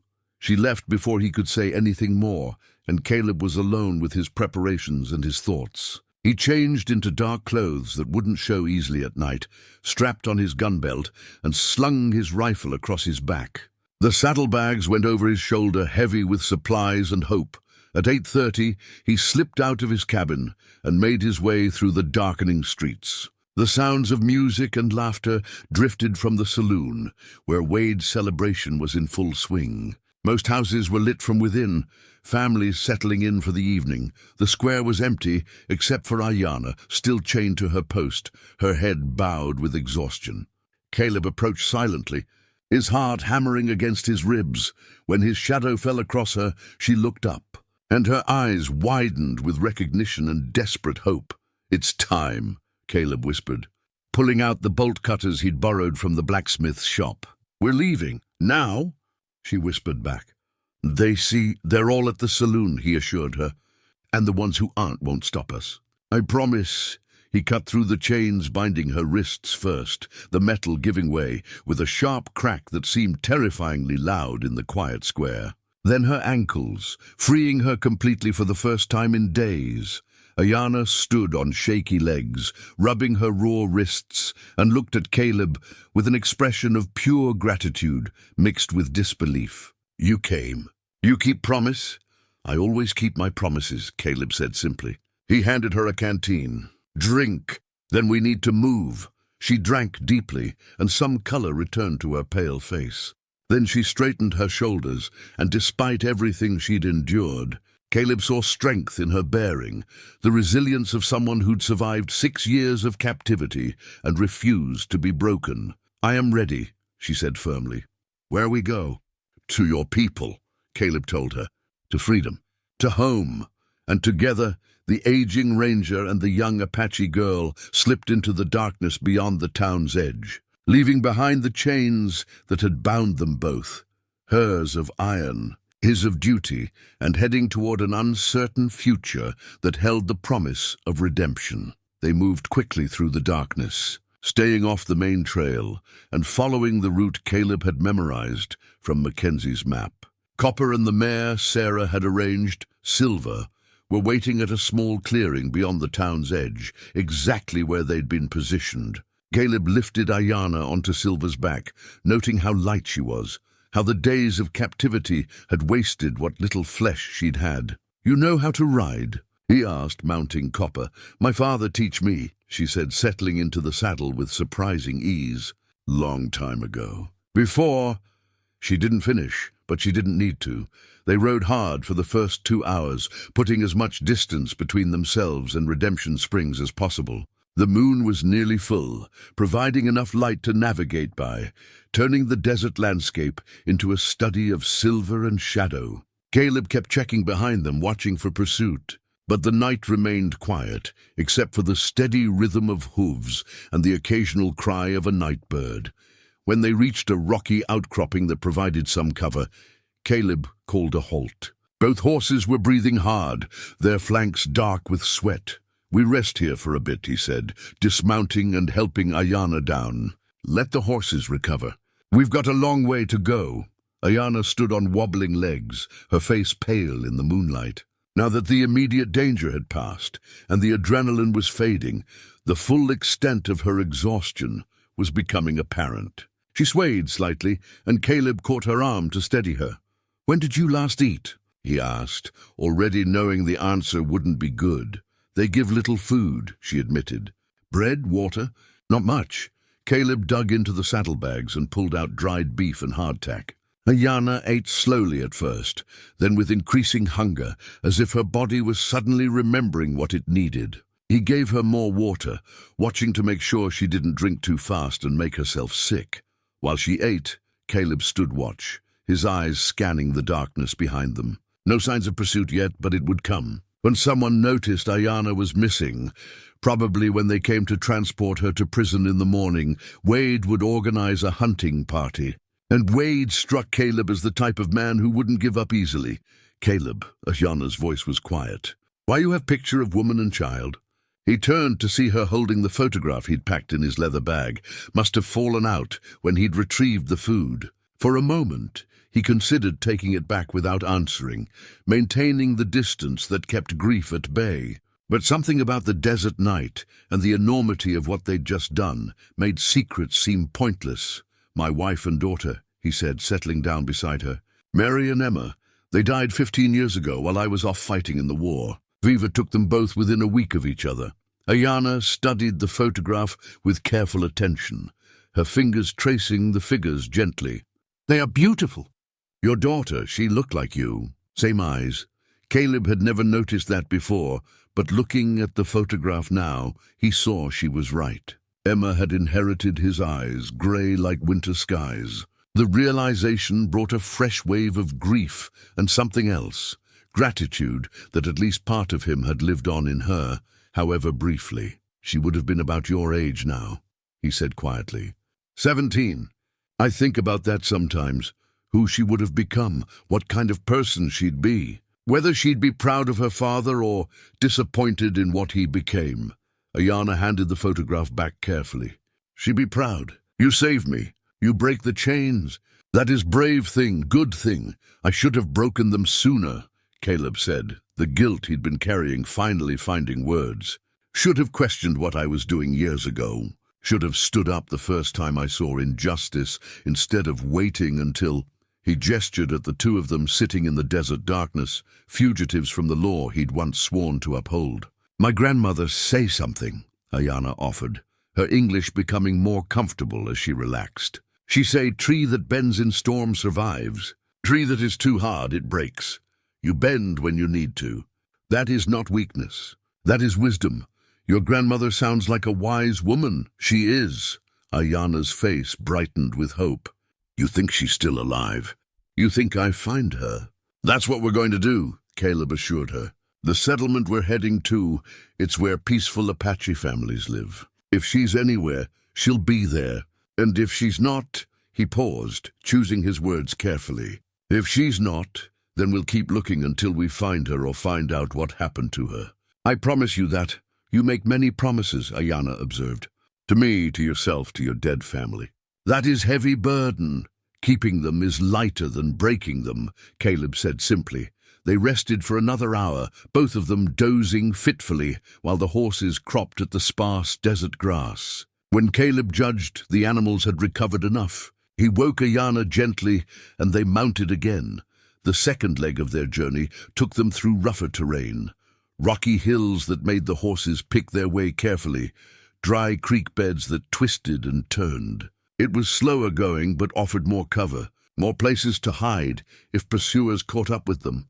As dawn approached, painting the eastern sky in shades of rose and amber, Caleb began looking for a place to shelter during the day. Travel would be too dangerous in daylight, they'd be too visible, and the heat would be punishing for both them and the horses. He found what he was looking for just as the sun crested the horizon, a deep overhang of rock that created a cave-like shelter, shaded from the sun and hidden from casual view. There was even a small seep of water pooling in a depression at the back, enough for the horses to drink and for them to refill their canteens.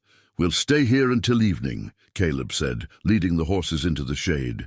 "Rest, recover strength. Then we push hard again tonight." Ayana nodded, her exhaustion evident. She helped him unsaddle the horses, moving with the kind of practical competence that spoke to a childhood spent learning useful skills. When the animals were settled, she spread one of the blankets on the sandy floor and sat down heavily. "How long until we reach the settlement?" she asked. "2 more nights of hard riding, maybe 3 if we run into trouble," Caleb estimated. "We're making good time, but we have to be careful. Once they realize you're gone, they'll come after us." "And Wade?" He paused, thinking about the man who'd pushed so hard for harsh punishment. "Wade seems like someone who doesn't like losing. He'll want to make an example of both of us. What they do if they catch us?" Ayana asked, though her tone suggested she already knew. "Nothing good," Caleb admitted. "For you, back to chains and prison. For me," he shrugged, "probably hanging for aiding an escape, maybe for treason against the territory. But they won't catch us. I won't let that happen." Ayana studied him in the growing light, her dark eyes thoughtful. "You give up everything for me. Your job, your home, your safety. I'm stranger to you. I do not understand." Caleb settled onto the ground across from her, his back against the cool rock wall. "I told myself for 15 years that I was just doing my duty, that following orders and enforcing laws was enough. But somewhere along the way, I stopped being a man who cared about justice and became a man who just enforced rules. And rules without conscience are just another kind of tyranny." He pulled out his father's Bible, running his hand over the worn leather cover. "My father was a preacher. He taught me that every human life has worth, that mercy matters more than law, that standing up for the powerless is the highest calling a person can have. But I'd forgotten all that. Let it get buried under grief and bitterness and the daily grind of survival. Then why you remember now?" Ayana asked. "What change?" Caleb thought about that moment in the square when he'd heard her desperate plea, when he'd looked into her eyes and seen not an enemy, but a frightened girl who deserved better than what life had given her. "I saw you," he said simply. "Really saw you. Not just as an Apache or a prisoner or a problem to be dealt with, but as a person. A daughter. Someone's granddaughter. And I couldn't walk away from that. Couldn't let you suffer when I had the power to help." Ayana was quiet for a long moment, and when she spoke again, her voice was thick with emotion. 6 years I'm captive." 6 years? People see me, but they not see me. I'm thing to them, not person. You are first one who see me, who treat me like I matter. I'd not forget that. Ever. You do matter, Caleb said firmly.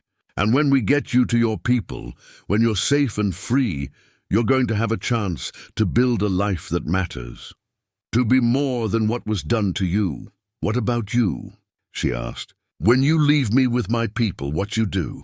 Where you go? It was a question Caleb had been avoiding. The truth was, he had no idea what came next for him. He was 53 years old. Too old to start completely over, but too young to just give up. He couldn't go back to Redemption Springs, couldn't be a ranger anymore. His life as he'd known it was finished. I'll figure something out, he said, trying to sound more confident than he felt. Maybe head north, find a place where I can work with my hands. Carpentry, farming, something honest and simple. You be alone, Ayana observed, not unkindly. I've been alone for 15 years, Caleb reminded her. I'm used to it. Being used to something not same as being happy with it, she said with surprising wisdom. Then more hesitantly, my people, they value courage. They respect those who help them. Maybe you not have to leave right away. Maybe you stay a while, let them know you. Let them thank you properly. The idea of staying, of being part of a community again, was both appealing and terrifying. We'll see, Caleb said noncommittally. First, we have to get there. As the day grew hotter, they settled into an uneasy rest.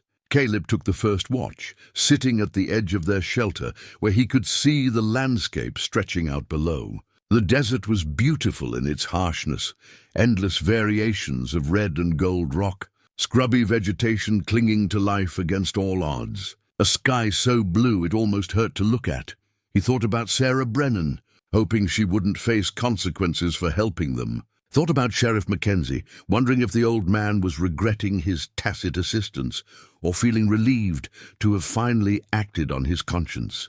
Thought about the wooden horse sitting in his cabin, a symbol of the man he used to be and the man he was trying to become again. Around midday, Ayana woke and insisted on taking watch so Caleb could rest. He was too tired to argue, his body reminding him that he wasn't as young as he used to be. He dozed fitfully, his ranger's instincts keeping him partially alert even in sleep. He woke to find Ayana sitting cross-legged at the edge of the shelter, humming softly to herself. It was the first time he'd heard her make any sound that wasn't born of fear or pain. And the melody was hauntingly beautiful, something that spoke of open spaces and ancient traditions. That's a pretty song, he said. Sitting up and stretching his stiff muscles, she smiled, the first genuine smile he'd seen from her. My mother sing it to me when I am small. About eagle who flies so high he touches the sun. I think I forget it, but it come back now. Now that I am free, tell me about your family, Caleb said, wanting to know more about the people she'd been stolen from. Before you were taken, what were they like? Ayana's expression grew distant as she reached back into memories she'd tried to protect from the pain of her captivity. My father, he was good hunter, strong, patient. He'd teach me to track, to read signs in the earth. My mother, she make beautiful baskets, teach me about plants, which ones heal, which ones hurt. And my grandmother, her smile widened. She tells stories.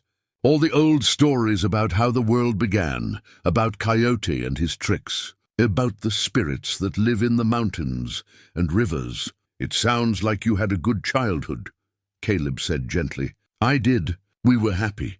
Her expression darkened. Then the white men come, want our land. My father, he tried to make peace, tried to find way for both peoples to live. But some men, they not want peace. They want only to take. I'm sorry, Caleb said, and meant it. I'm sorry for what was done to you and your family.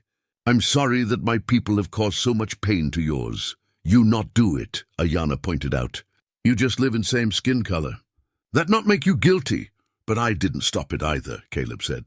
For 15 years, I enforced laws that treated your people as less than human. I told myself I was maintaining order, but really I was maintaining injustice. That makes me complicit, maybe, Ayana conceded. But you stop now. You change. That count for something. They talked through the afternoon as the heat reached its peak and then began to slowly fade. Ayana told him more stories from her childhood, and Caleb found himself sharing memories of Emma, how she'd loved to climb trees, how she'd insisted on helping him in the garden, even though she was too small to really be useful, how her laugh had been the brightest sound in his world.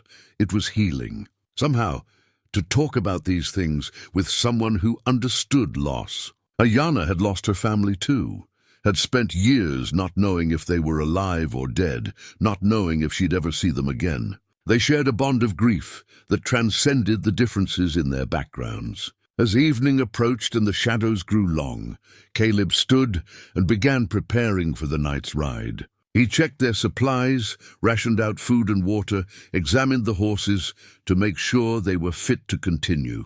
"We need to cover as much ground as possible tonight," he said. "By tomorrow, Wade will have organized a pursuit party. We need to be far enough ahead that they can't catch us easily." Ayana nodded, her brief respite of peace giving way to the practical reality of their situation. "I am ready." "I'm strong enough." They saddled the horses and set out as the sun touched the western horizon, turning the landscape into a palette of orange and purple. The route took them through increasingly rugged terrain, narrow canyons where their horses' hooves echoed off stone walls, mesas that required careful navigation, areas where one wrong step could mean a fatal fall. But Caleb's military training and years of frontier experience served them well. He navigated by stars and landmarks, keeping them on course even when the path seemed impossible. And Ayana proved to be an excellent traveling companion, uncomplaining, alert, adapting quickly to the demands of desert travel.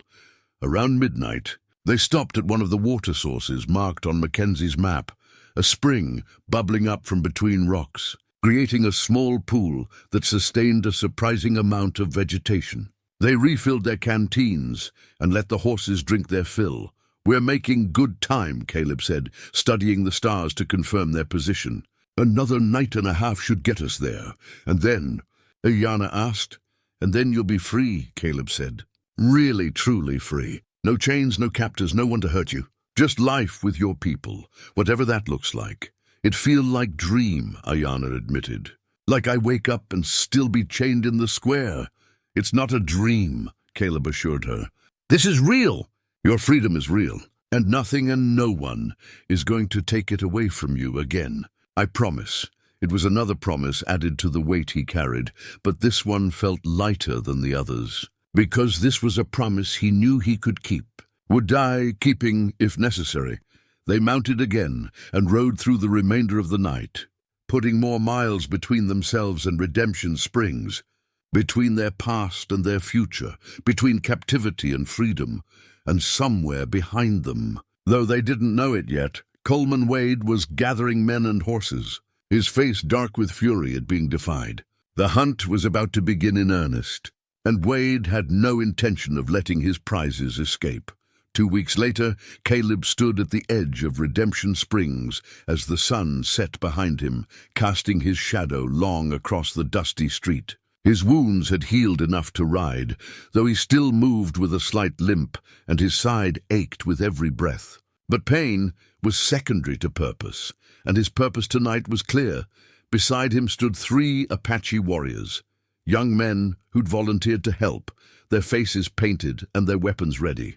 Behind them, hidden in the rocks at the town's edge, waited Ayana and a dozen more warriors, ready to intervene if things went wrong. In Caleb's pocket was a folded piece of paper, evidence that Sarah Brennan had spent 2 weeks quietly gathering. Records she'd found in Wade's office showing discrepancies in land purchases. Letters from Texas that confirmed Coleman Wade was actually Colt Whelan. Testimony from townsfolk who'd noticed odd behavior, unexplained absences, meetings with suspicious characters. It wasn't perfect evidence, but combined with Caleb's testimony and the confession he'd heard before being shot, it would be enough. It had to be enough. The message had reached Sarah through a young Apache scout who'd approached her store after dark, scaring her half to death before she recognized Ayana's medicine pouch he carried as proof of his legitimacy. Sarah had read Caleb's letter, understood what was needed, and set to work with the kind of quiet determination that had always defined her. Now, as the town settled in for the evening, Caleb prepared to walk back into the place that had been his home, to confront the man who tried to kill him, and to bring the truth into the light, regardless of the consequences. "You sure about this?" one of the warriors, a man named Caleb, asked in careful English. "We can wait. Come back with more men. More men means more violence," Caleb said, "and violence is what Whelan wants. This needs to end with words and truth, not bullets and bloodshed. And if words not enough?" Caleb pressed. Caleb touched the revolver at his hip, the rifle slung across his back. "Then we'll do what's necessary. But truth first. Justice first. That's how we win this without becoming like him." They moved into town carefully, using the growing darkness as cover. Most people were either home for dinner or at the saloon, exactly as Caleb had planned. He wanted witnesses for what was about to happen, but he wanted to choose his moment. They reached Sarah's store through the back entrance. She was waiting, her face pale but determined. When she saw Caleb alive, tears sprang to her eyes. "Thank God," she whispered, embracing him briefly. "Whelan told everyone you were dead. Said he found your body in the desert, buried you out there. I didn't want to believe him, but I'm hard to kill," Caleb said with a slight smile. "Do you have everything?" Sarah produced a leather portfolio, packed with the evidence she'd gathered. "It's all here. Bank records, letters, even a few people who were willing to write statements about suspicious activities they'd noticed. Not everyone in this town is blind, Caleb. Some of us have been having doubts about Coleman Wade for a while now." "Where's Mackenzie?" Caleb asked. "At his office. He's been—" Sarah paused, choosing her words carefully. "He's been different since you left, quieter, like something's weighing on him. I think he knows more than he's saying about what happened to you." "He helped us," Caleb said. "Gave me the information I needed to find the Apache settlement. I need to see him before we move against Whelan." They made their way through the darkening streets to the sheriff's office. Mackenzie was there, as Sarah had said, sitting at his desk with a half-empty bottle of whiskey and a haunted expression. When Caleb walked in, the old man's face went white. "Lord have mercy," Mackenzie breathed. "You're alive." Whelan said. "Whelan says a lot of things," Caleb interrupted. "Most of them lies. We need to talk, Marcus, about who Coleman Wade really is, and about what you're going to do about it." Mackenzie stood up slowly, his eyes moving from Caleb to the Apache warriors, to Sarah and back to Caleb. "I thought you were dead. Whelan came back with blood on his hands, said you'd resisted arrest, that it ended badly. I didn't believe him, but I had no proof, no body, nothing to contradict his story." "You have proof now," Caleb said, placing Sarah's portfolio on the desk. "Evidence that Coleman Wade is actually Colt Whelan, wanted in Texas for murder and fraud. Evidence that he's been orchestrating raids on both sides to profit from the chaos. Evidence that he killed the Hendersons and framed innocent Apache for it." Mackenzie opened the portfolio with shaking hands, his eyes scanning the documents. With each page, his expression grew darker. This can't be." "It's all real," Caleb said. "And you know it's real because it explains everything that never quite made sense. The way Wade pushed so hard for conflict. The way he was always first to suggest violence against Apache. The convenient raids that led to land sales. You knew something was wrong, Marcus. You just didn't want to see it." The sheriff sank back into his chair, suddenly looking every one of his 60-plus years. "What do you want me to do?" "Your job," Caleb said simply. "Arrest Whelan. Hold him for trial. Make sure the truth comes out. He has support in this town," Mackenzie warned. "Men who'll stand with him. It could get ugly." "Then it gets ugly," Caleb said. "But we do this right. We do this with law and evidence, not with vengeance and violence. That's the only way to break the cycle he's been perpetuating." Mackenzie was quiet for a long moment, staring at the evidence spread across his desk. Then he stood up, straightened his shoulders, and pinned his badge more firmly to his chest. "You're right," he said. "I should have stood up to Wade weeks ago. Should have questioned his stories, investigated his background. But I was tired and scared and ready to retire without making waves." He met Caleb's eyes. "I'm not proud of that, but I can make it right now if you'll help me. That's why I'm here," Caleb assured him. Together they worked out a plan. Mackenzie would confront Whelan publicly at the saloon where the man held court most evenings. Would present the evidence, make the accusations, and call for his arrest in front of the entire town. Caleb and the Apache warriors would be there as backup, ready to intervene if Whelan's supporters tried to prevent justice. It was risky. Whelan was charismatic and well-liked, and many townspeople would resist believing their respected leader was actually a criminal. But public exposure was the only way to prevent Whelan from talking his way out of private accusations, from making Caleb and Mackenzie look like the aggressors. As they prepared to move toward the saloon, Sarah touched Caleb's arm. "Be careful. Whelan is dangerous, and desperate men do desperate things. I know, Caleb said. But this has to end. Too many people have died already. Too much suffering has been caused. Tonight we put a stop to it. They walked through the dark streets, toward the sounds of music and laughter coming from the saloon. Caleb could see lamplight spilling from the windows. Could hear Wade's voice raised in some entertaining story that had people laughing.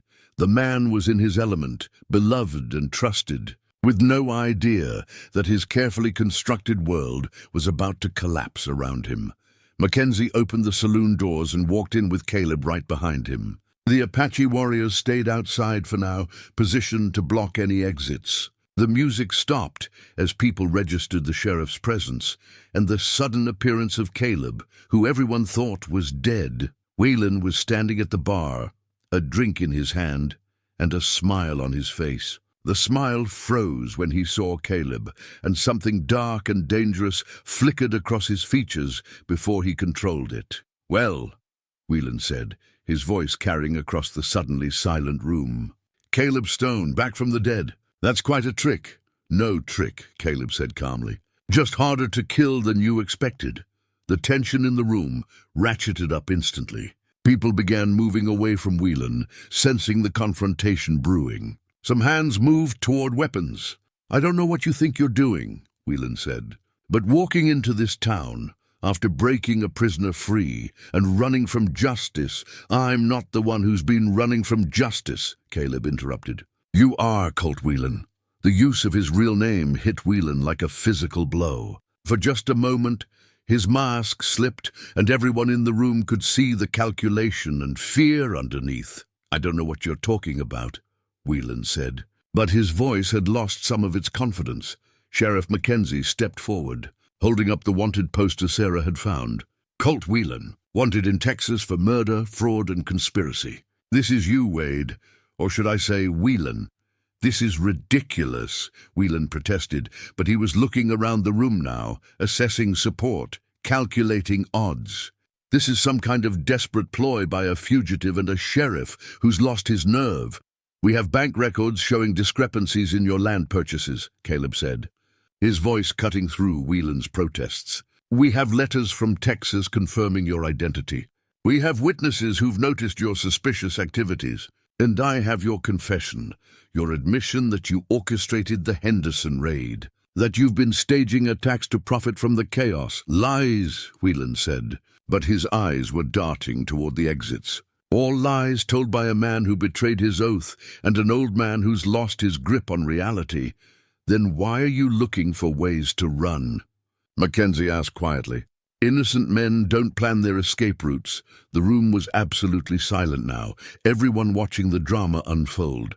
Caleb could see the moment when Whelan realized his silver tongue wasn't going to save him this time. When he understood that his carefully built reputation was crumbling, and he saw the moment when Whelan decided that if he was going down, he'd take as many people with him as possible.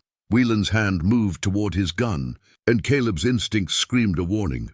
But before either man could draw, the saloon doors burst open, and Ayanna walked in, flanked by two Apache warriors. The sight of her, alive, free, standing tall with her people behind her, stopped Whelan's hand. She walked through the crowd with her head high, her dark eyes fixed on the man who'd tried to destroy her. "I am Ayanna," she said, her English clearer and stronger than it had been weeks ago. "This man, he chain me in your square. He say I kill people. He lie, I not kill anyone. I'm prisoner trying to escape. This man," she pointed at Whelan, "he know this. He tell me before he chain me that he used me to hide his own crimes." "You're a savage," Whelan spat, losing his composure entirely now. "Why would anyone believe your word over mine?" "Because her word has the ring of truth," Reverend Hartwell said, standing up from where he'd been sitting in the corner.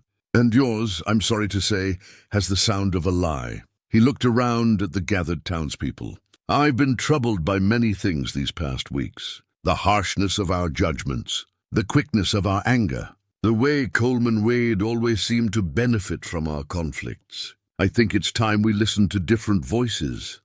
Others began speaking up then, Sarah sharing what she'd found, Doc Morrison admitting doubts about Wade's version of events, even a few of Wade's former supporters, unwilling to defend a man whose lies were becoming undeniable. Caleb watched as Whelan's support crumbled, as the truth ate away at his carefully constructed facade. And he saw the moment when Whelan's face went from calculation to pure rage. "You want the truth?" Whelan snarled. "Fine, I'll give you the truth." He reached toward his gun again, and this time nothing stopped him. The confrontation was about to turn deadly, and Caleb braced himself for the violence he'd hoped to avoid.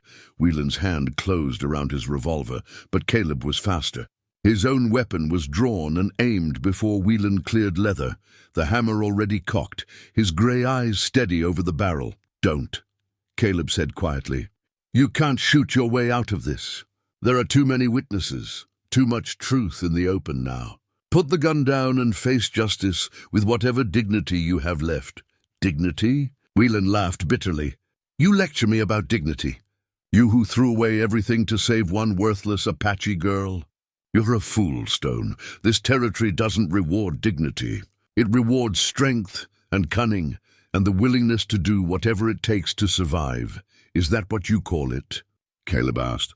"Murder and fraud and turning people against each other for profit?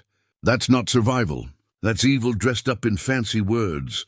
Whelan's grip on his weapon tightened, and Caleb could see the calculation in his eyes, measuring distances, evaluating odds, looking for any path forward that didn't end with him in chains or dead.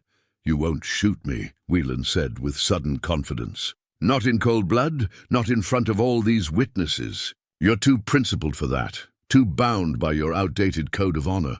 That's always been your weakness, Stone." "Maybe," Caleb acknowledged. "But I'm not the only one with a gun, aimed at you right now." Whelan's eyes flickered to the sides and realized with dawning horror that at least a dozen weapons were now trained on him. Apache warriors who'd moved into position, townspeople who'd finally understood what he really was. Even Sheriff Mackenzie with his own revolver drawn. "You're surrounded," Mackenzie said, his voice carrying the weight of authority he'd been reluctant to wield before. "Or put down your weapon and submit to arrest, or we'll put you down where you stand. Your choice." For a long moment, Whelan stood frozen, his face a mask of rage and desperation. Then his expression shifted into something colder, more calculated. He slowly lowered his gun, but instead of dropping it, he grabbed the nearest person, a young woman who'd been standing too close, and pulled her in front of him as a shield. "Nobody moves," Whelan snarled, pressing his gun to the woman's head. "Or she dies. I walk out of here free, or you all watch her blood paint these walls." The woman whimpered in fear, and Caleb's jaw tightened. This was what happened when cornered criminals had nothing left to lose. Innocent people became pawns in their desperate attempts at escape.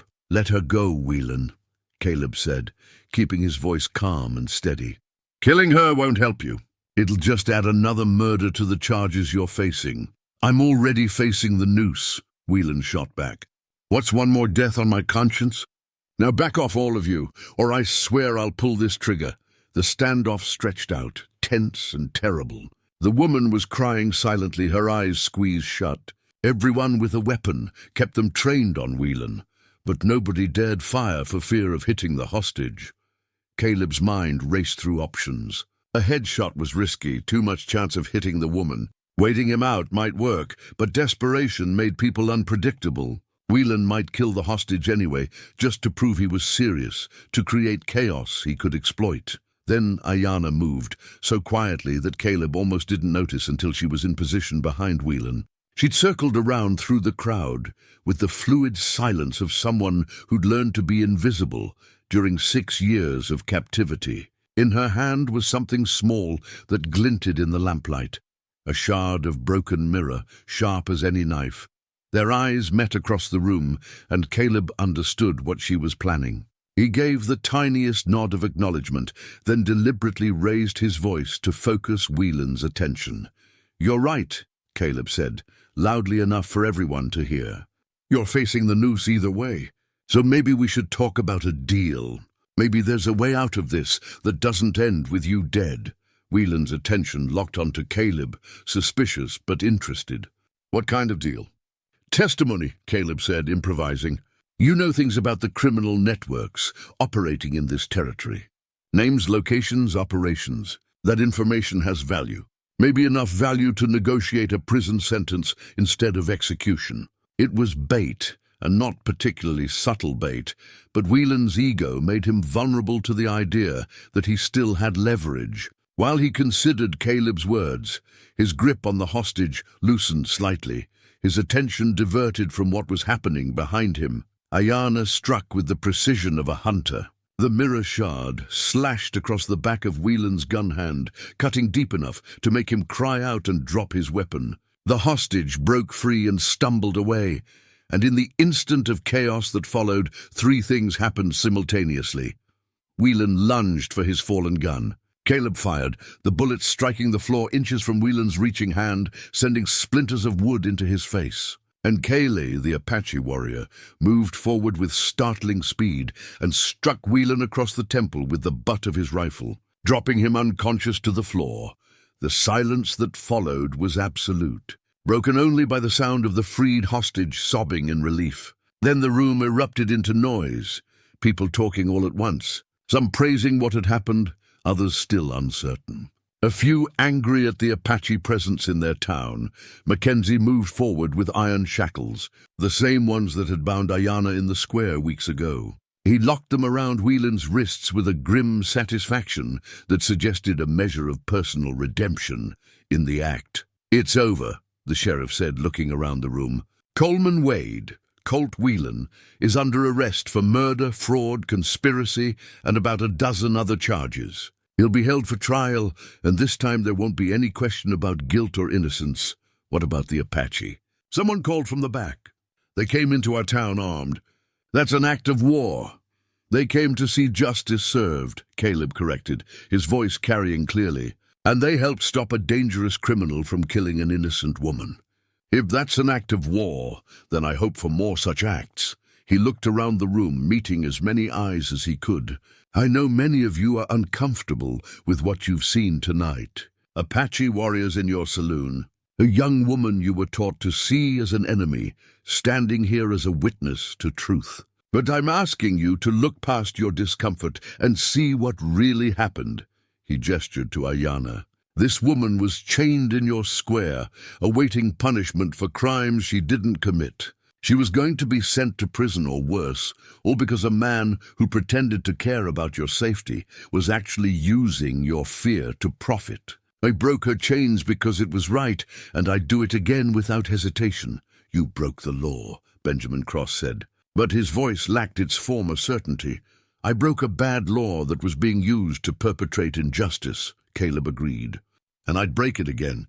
Because sometimes being lawful and being just aren't the same thing, and when forced to choose, I choose justice." Reverend Hartwell stood again, his voice carrying the moral authority of his position. "The scriptures tell us that mercy and truth are met together, that righteousness and peace have kissed each other. What we witness tonight is what happens when we choose truth over comfortable lies, when we choose mercy over blind vengeance. I, for one, am grateful to Ranger Stone and to these Apache people for showing us a better way."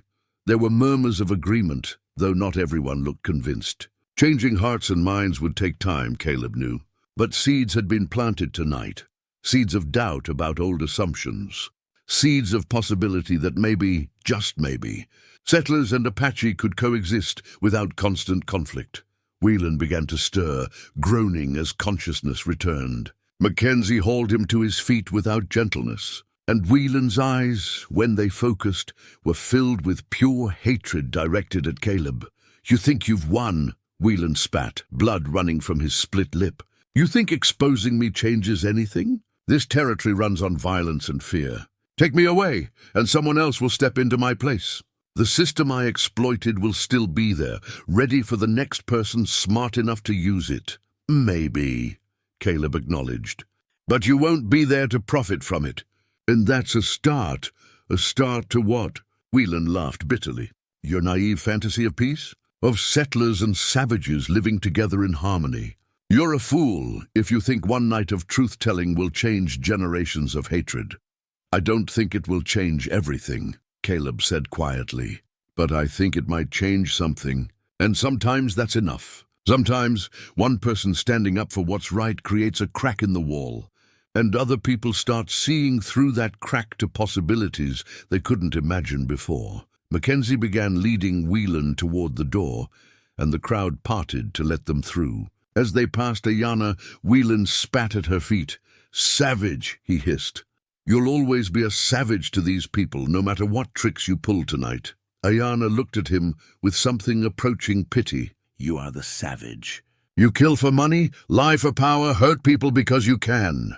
I survived 6 years of captivity and still have hope for better future. Who is more human, me or you?"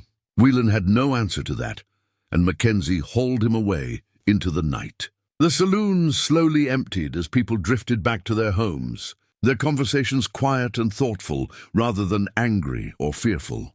Sarah approached Caleb as he was reloading his revolver, preparing to leave. "What happens now?" she asked. "Now we see if justice can actually be served," Caleb said. "Whelan will face trial. The evidence we gathered will be presented, and either the system works the way it's supposed to, or it doesn't. And if it doesn't, then we keep fighting," Caleb said simply. "We keep standing up for what's right, keep telling the truth, keep breaking the chains that bind people unjustly, because the alternative is accepting that might makes right and lies win over truth. I can't accept that." "Not anymore," Sarah smiled, a warm expression that made her look younger. "I'm glad you came back, Caleb. This town needs people like you, people who remember that laws should serve justice, not replace it." "I'm not staying," Caleb said gently. "I can't. I'm a fugitive from the law I broke to free Ayana. Even if Whelan is convicted, I still face charges. Then we'll fight those too," Sarah said firmly. "You saved an innocent girl and exposed a murderer. Any system that punishes you for that isn't worth defending." Caleb was touched by her loyalty, but didn't share her optimism about his chances. The law was clear about aiding prisoners to escape, regardless of whether those prisoners were innocent. He'd committed a crime by the letter of the law, even if the spirit of justice was on his side. Ayana joined them, with Kayleigh and the other Apache warriors close behind. "We go now," she said. "Stay longer is not safe," she was right. The immediate crisis had passed, but Apache people in a settler town at night was never truly safe. Too much history, too much pain on both sides. "Thank you," Caleb said to her, and to the warriors who'd risked themselves to help. "You saved that woman's life tonight. Saved mine too, probably. Whelan would have found a way to shoot me if you hadn't moved when you did. We help because you help us," Kayleigh said simply. "This is what honor requires."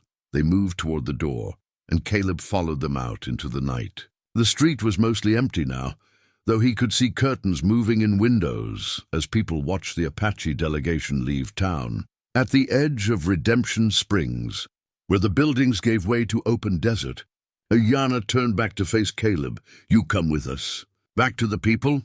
Caleb shook his head. "I need to see this through. Make sure Whelan faces justice. Make sure the truth gets told in court, not just in a saloon." "And after?" Ayana pressed. "I don't know," Caleb admitted. "But whatever happens, I'm grateful I met you, Ayana. Grateful you helped me remember what matters and what doesn't. You saved me as much as I saved you." She stepped forward and embraced him briefly, a gesture that surprised him with its warmth. "You are good man, Caleb Stone. You have good soul. Whatever happens, you remember that. You remember that breaking my chains was best thing you ever do." "I will," Caleb promised, his voice rough with emotion.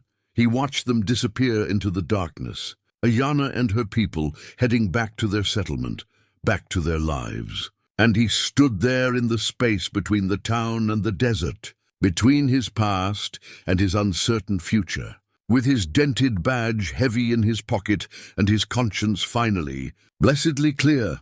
Behind him, Redemption Springs settled into an uneasy quiet, the events of the night already becoming story, already being shaped by those who'd witnessed it into whatever narrative fit their worldview.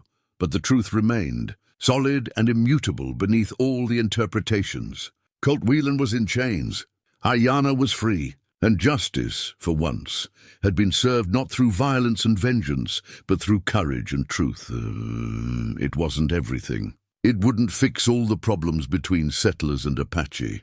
It wouldn't undo the years of hurt and hatred. But it was something. A crack in the wall, as Caleb had said. A glimpse of how things could be different. If enough people chose courage over comfort, Caleb turned back toward town, toward whatever consequences awaited him, and walked forward with his head high and his steps steady. He'd broken chains and broken laws, but he'd kept faith with himself and with the values his father had tried to teach him. And in the end, that was all a man could do, try to leave the world a little better than he'd found it. One freed prisoner at a time, one exposure of injustice at a time, one act of courage at a time. The rest was up to God and history to judge. 3 months later, Caleb stood in the morning sun outside what used to be his cabin in Redemption Springs, packing the last of his belongings onto Copper's back. The trial was over, the verdict rendered, and his own fate decided. Colt Whelan had been convicted on all charges and sentenced to hang. The evidence Sarah had gathered, combined with testimony from multiple witnesses and the records that proved his true identity, had been overwhelming. Even his silver tongue couldn't talk his way out of the truth when it was laid bare in a court of law. As for Caleb, the territorial judge had taken an unusual step. After hearing the full circumstances, Ayanna's innocence, Whelan's crimes, the systematic injustice that had been perpetrated, he'd issued a pardon for Caleb's actions in freeing her. Not because the law approved of breaking prisoners free, but because, as the judge had said, sometimes the law fails so completely that the only just course is to acknowledge its failure and commend those who acted on conscience rather than statute. It had been a controversial decision. Some townspeople had celebrated it, seeing Caleb as a hero who'd exposed corruption and saved an innocent girl. Others had condemned it, arguing that it set a dangerous precedent for people to ignore laws they disagreed with. But the decision stood, and Caleb was free. Free to stay in Redemption Springs, to resume his position as ranger, to return to the life he'd known for 15 years. He'd chosen to leave anyway. You sure about this?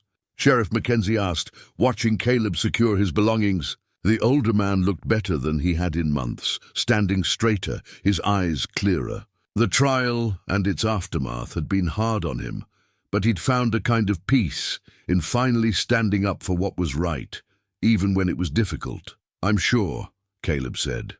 "This town doesn't need me anymore, Marcus. It needs people like you and Sarah, people who'll keep fighting for justice, even when I'm not here to push them. And I need," he paused, searching for words, "I need to see what comes next. Who I can be now that I'm not just a ranger enforcing other people's laws. Where will you go?" "North, I think. Maybe Montana. I hear there's work for men with my skills, and land for those willing to work it. A chance to build something new, alone." Mackenzie asked, though there was a knowing look in his eyes. Caleb smiled slightly. "Maybe not completely alone." As if summoned by the words, Sarah appeared from her store, carrying a basket covered with a cloth. She closed the shop for the morning, claimed she needed to see him off properly. "Food for the journey," she said, handing him the basket. "And before you argue, I'm coming with you, at least as far as the next town. Someone needs to make sure you don't get yourself killed before you've had a chance to enjoy your freedom." Caleb had known this conversation was coming. They'd grown closer during the trial, during the long evenings spent preparing testimony and evidence. Sarah had been his anchor during the uncertainty, his reminder that there were still good people in the world worth fighting for. "Sarah, you have a business here. In life, I have a store that I can sell, and a life that's been on hold for 6 years, she interrupted gently. "Since my daughter died, I've been going through the motions, Caleb, surviving but not really living. But these past months, helping you, seeing you fight for what's right, that's reminded me what it feels like to be part of something that matters." "I can't promise you anything," Caleb warned. "I don't know what the future holds, where I'll end up, whether I'll even be successful at whatever I try next." "I'm not asking for promises," Sarah said. I'm asking for a chance. A chance to see if maybe we can build something together. Two people who've both lost too much, but still have hope for something better. Mackenzie cleared his throat diplomatically. I'll just go check on things at the office. Give you two some privacy. After he left, Caleb and Sarah stood in the morning light, the moment stretching between them with possibility and uncertainty. I'd like that, Caleb said finally. The company, I mean. And the chance. I'd like both very much. Sarah's smile was like sunrise. Then let's not waste any more time standing here. We have a lot of miles ahead of us. They rode out together an hour later, heading north under skies so blue they hurt to look at. The desert gradually gave way to scrubland, and scrubland to grassland, and with each mile, Caleb felt the weight of the past lifting from his shoulders. They stopped for lunch, near a stream, and Caleb pulled out his father's Bible, while Sarah unpacked the food she'd brought. He opened it to a passage he'd marked weeks ago, words that had taken on new meaning through everything he'd experienced. What is it? Sarah asked, seeing him reading. Something my father used to quote, Caleb said, from the book of Micah. What does the Lord require of you but to do justice and to love mercy and to walk humbly with your God? I've been thinking about that a lot lately. About what it means to actually do justice, not just enforce laws. And what conclusion have you reached? Sarah asked. That justice requires courage, Caleb said. Courage to stand up against wrong even when it's popular or profitable. Courage to see people as human beings rather than categories. Courage to break chains, literal and figurative, when those chains are unjust. He closed the Bible and looked at Sarah. I'm not a young man anymore. I'm 53 years old with scars inside and out. I don't know how many good years I have left or what I'll do with them. But I know I want to spend them trying to be the man my father raised me to be, the man my daughter would have been proud of. And I know I'd like you beside me while I try. Sarah reached across the space between them and took his hand. I'm 46 years old with scars of my own. But I'd be honored to be beside you, Caleb Stone, to see what we can build together in whatever time we're given. They continued north for another week, and then their path diverged. Caleb turned east, toward a small settlement, where word had reached him that a community needed help establishing fair law enforcement. Sarah headed to the territorial capital to finalize the sale of her store and settle her affairs, with plans to join him in a month. But before they parted, they made a detour, east toward the Apache settlement where Ayanna lived. They arrived in the evening, and Nayeli greeted them with the warmth of old friends. Caleb Stone, Sarah Brennan, you are welcome in our home. Ayanna ran out when she heard they'd arrived, her face lighting up with joy. She'd grown in the months since Caleb had last seen her, not just physically, though she'd filled out and looked healthier, but in confidence and peace. She wore traditional Apache clothing now, beautifully made and decorated, and her hair was adorned with beads that caught the fading sunlight. Caleb, she cried, embracing him without hesitation. You come to visit. I'm so happy to see you. I wanted to see how you were doing, Caleb said, returning the embrace. Make sure you were settling in well. I am more than well, Ayanna said, her English much improved. I am home.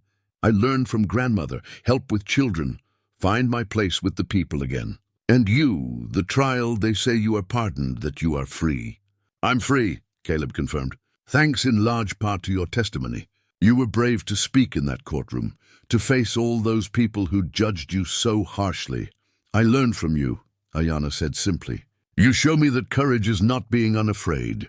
Courage is being afraid, but doing right thing anyway. They stayed for 2 days, sharing meals and stories with Ayanna's people. Caleb taught some of the younger warriors tracking techniques he'd learned during the war. Sarah shared medical knowledge with the settlement's healers, and in the quiet moments they saw a glimpse of what peace between peoples could look like.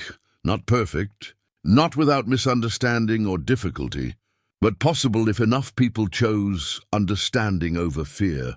On the morning they prepared to leave, Ayanna presented Caleb with a gift, a woven bracelet in red, blue, and white, the same colors that had decorated her medicine pouch. My grandmother make this, she said, tying it around his wrist.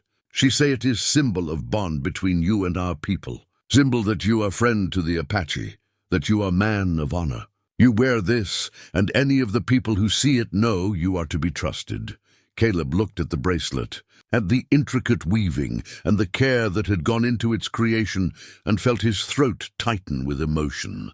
I'll wear it with pride, and I'll try every day to be worthy of the trust it represents. You already worthy, Ayana said. You prove that when you break my chains. She reached into a pouch at her waist and pulled out something else, a small carved bird, worn smooth by handling. The same bird that had been in her medicine pouch that Caleb had saved from the dust of Redemption Springs Square. You keep this safe for me when I have nothing, she said. Now I give it to you, to keep safe your spirit like you keep safe mine. When you look at it, remember, freedom is gift that must be protected, must be given to others when they trapped. You give this gift to me. Now I give it to you, so you remember to keep giving it to others who need it.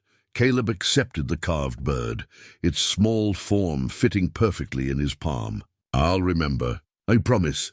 As they rode away from the settlement, Caleb looked back one last time. Ayana stood with her grandmother, waving, surrounded by her people and her reclaimed life. The chains that had bound her were broken and forgotten. The future stretched ahead of her, full of possibility, and Caleb realized that this moment of seeing someone he'd saved, not just surviving but thriving, was worth everything it had cost. Worth his position, his reputation, his comfortable routine. Worth all of it and more. They rode north under endless skies, toward whatever future awaited them. Caleb touched the bracelet on his wrist and the small carved bird in his pocket, symbols of connection and hope, and felt something he hadn't felt in 15 years. Not just peace, but joy. Not just acceptance, but anticipation. Sarah rode beside him, their horses matching pace naturally, and occasionally their eyes would meet and they'd smile. Two people who'd found each other late in life, but not too late. Who'd discovered that it was never too late to start over, to choose courage over comfort, to build something new from the ashes of what had been lost. The sun set behind them, painting the western sky in golds and roses, and ahead the stars began to appear, constant and patient. The trail stretched out endlessly, and for the first time in a very long time, Caleb looked forward to seeing where it led.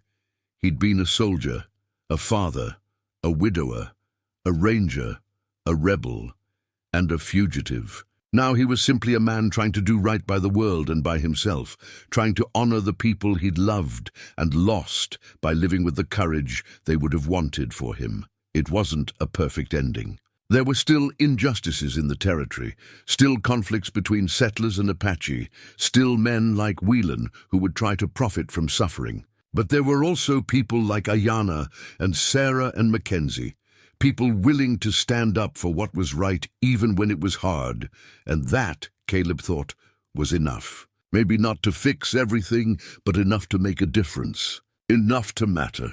He touched his dented badge, which he'd kept even though he no longer wore it. The bullet that had struck it during the confrontation with Whelan had transformed it from a symbol of blind duty into a symbol of earned honor. He would carry it always, not as a reminder of what he'd been, but as a reminder of what he'd become, a man who'd finally learned to break chains, including his own. The future was uncertain, but it was theirs to shape. And as Caleb Stone rode into the gathering darkness, with Sarah Brennan beside him, he felt something he'd thought lost forever. Hope, simple, enduring, unshakable hope that tomorrow would be better than yesterday, that courage and compassion could still change the world, and that even broken people could find wholeness again if they were brave enough to try. The stars grew brighter. The trail led onward, and somewhere behind them, in an Apache settlement under the same endless sky, a young woman who'd survived 6 years of captivity and found her way home, stood with her grandmother and told old stories around the fire. Stories about chains being broken, about courage in the face of fear, about the unexpected bonds that could form between people who should have been enemies. Stories that would be passed down through generations. Becoming legend, becoming myth, becoming the kind of truth that transcends facts, the kind of truth that reminds people, in every age and every place, that standing up for what's right is always worth the cost, always.